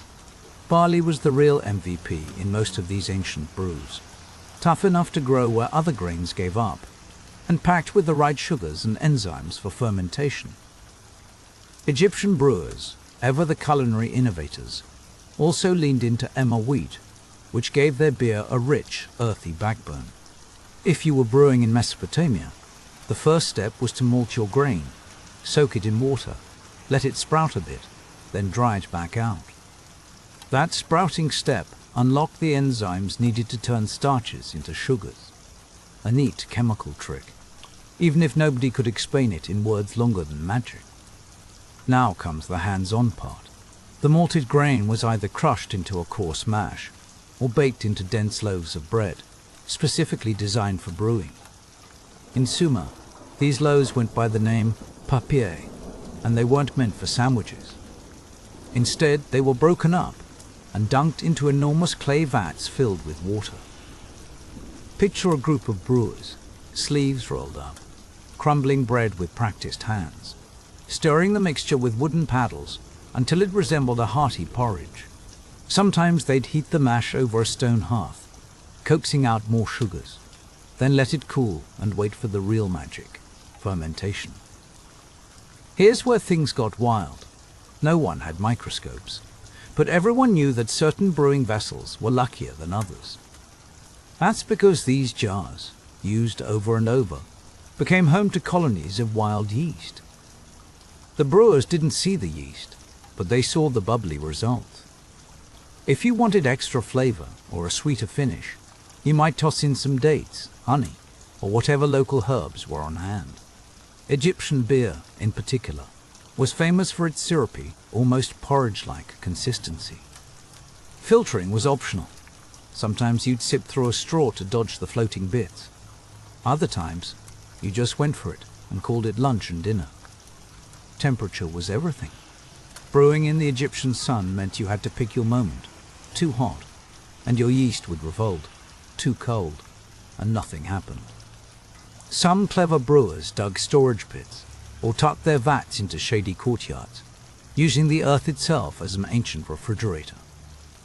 Beer was sometimes aged in sealed jars, picking up extra funk and flavor, but often it was meant to be drunk fresh before the next sandstorm rolled in. Every tool was handcrafted. Think massive clay pots, wooden stirring paddles, woven sieves for a little last-minute filtering, and sturdy stone hearths for heating. No two batches were ever the same, and every family or temple had its own secret twist. Recipes weren't written down, but passed along through songs, prayers, and muscle memory. Some brewers even sang hymns to Ninkasi, the goddess of beer, as they worked, just in case she was tuning in and ready to lend a divine hand. What might seem primitive was, in reality, a masterclass in adapting to the land, the weather, and whatever grains were on hand. Ancient brewing was a kind of edible alchemy, where the humblest ingredients became something communal, intoxicating, and sacred. But let's follow the beer beyond the kitchen. Once brewed, beer didn't just fill bellies, it powered entire economies. In ancient Mesopotamia, beer was as vital to the daily grind as Wi-Fi is to us. Forget coins jingling in your pocket. Workers, from bricklayers to scribes, were paid in daily rations of beer. Scribes received refined, filtered beer, while the folks hauling bricks got the thick, chewy stuff, almost a meal in itself.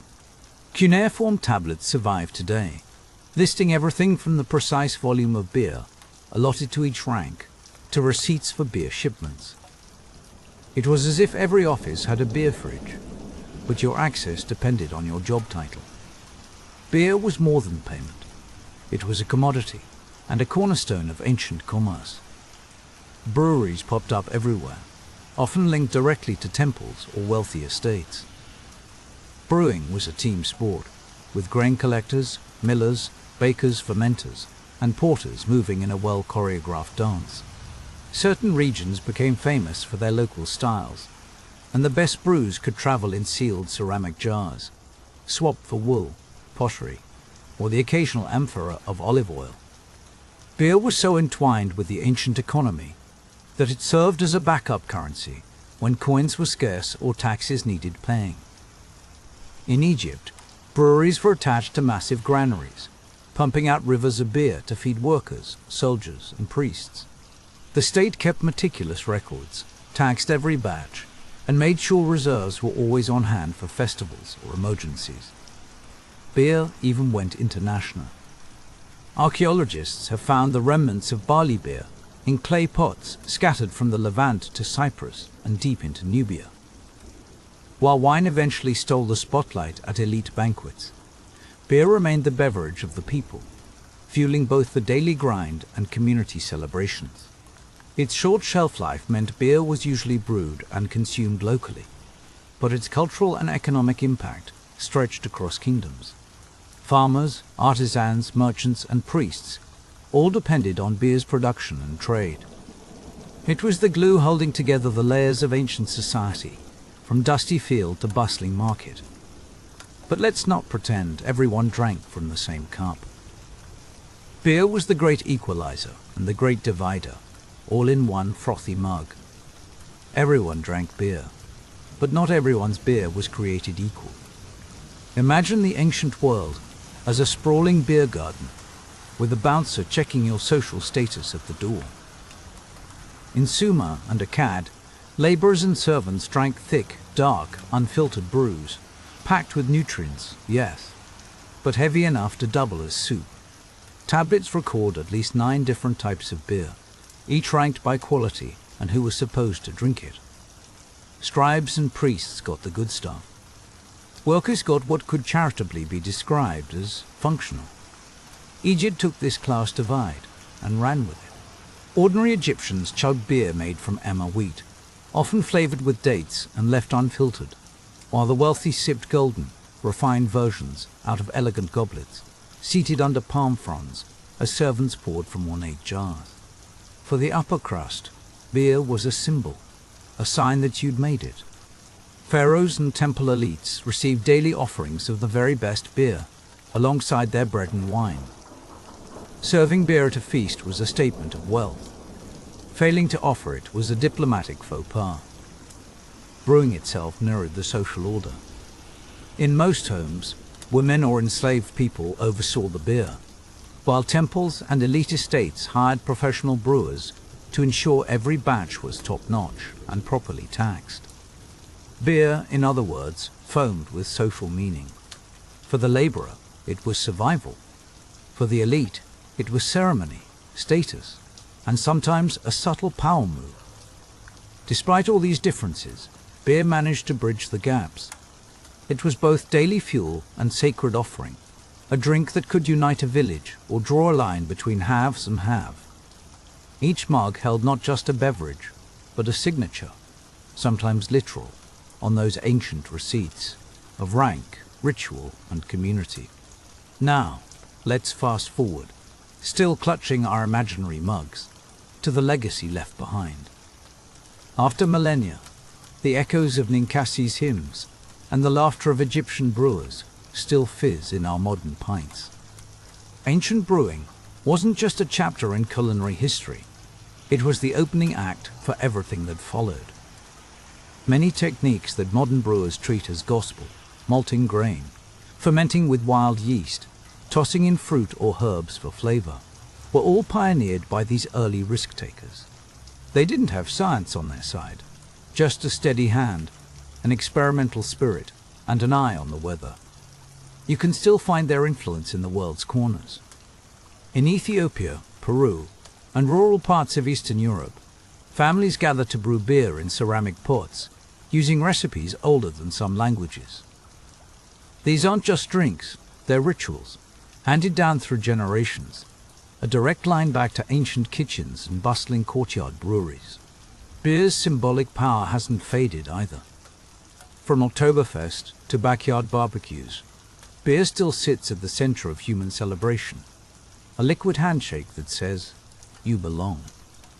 Even the humble pint at your local pub is a spiritual descendant of those communal Sumerian pots, shared among friends with a reed straw and a grin. For the academics in the crowd, there's a new twist. Bioarchaeologists now analyze ancient beer residues, reverse engineering recipes, and sometimes even selling bottles of Pharaoh-approved brew to the public. Experimental archaeologists have brewed and tasted beer based on tomb finds, giving us a literal taste of 5,000-year-old history. Every sip is an edible time machine. But maybe the biggest lesson is this: civilization didn't rise on the shoulders of generals and kings alone. It was built in kitchens, courtyards, and breweries, by people who figured out how to turn humble grain and water into something that could nourish, unite, and inspire. Beer was made by women, drunk by workers, and poured out for gods. It was the currency of community, the glue of ritual, and the finishing touch to every feast and funeral alike. So, next time you lift a glass, whether it's a craft brew, a cheap lager, or something you made in your own kitchen, remember, you're not just quenching a thirst. You're diving into one of humanity's longest-running traditions. You're part of a story that started in the shadows of temples and under the burning sun of the Nile, a story still fermenting today. Raise your mug to the brewers, past and present. Here's to civilization, built one batch at a time, and still best enjoyed with friends, laughter, and maybe a little midnight history tour.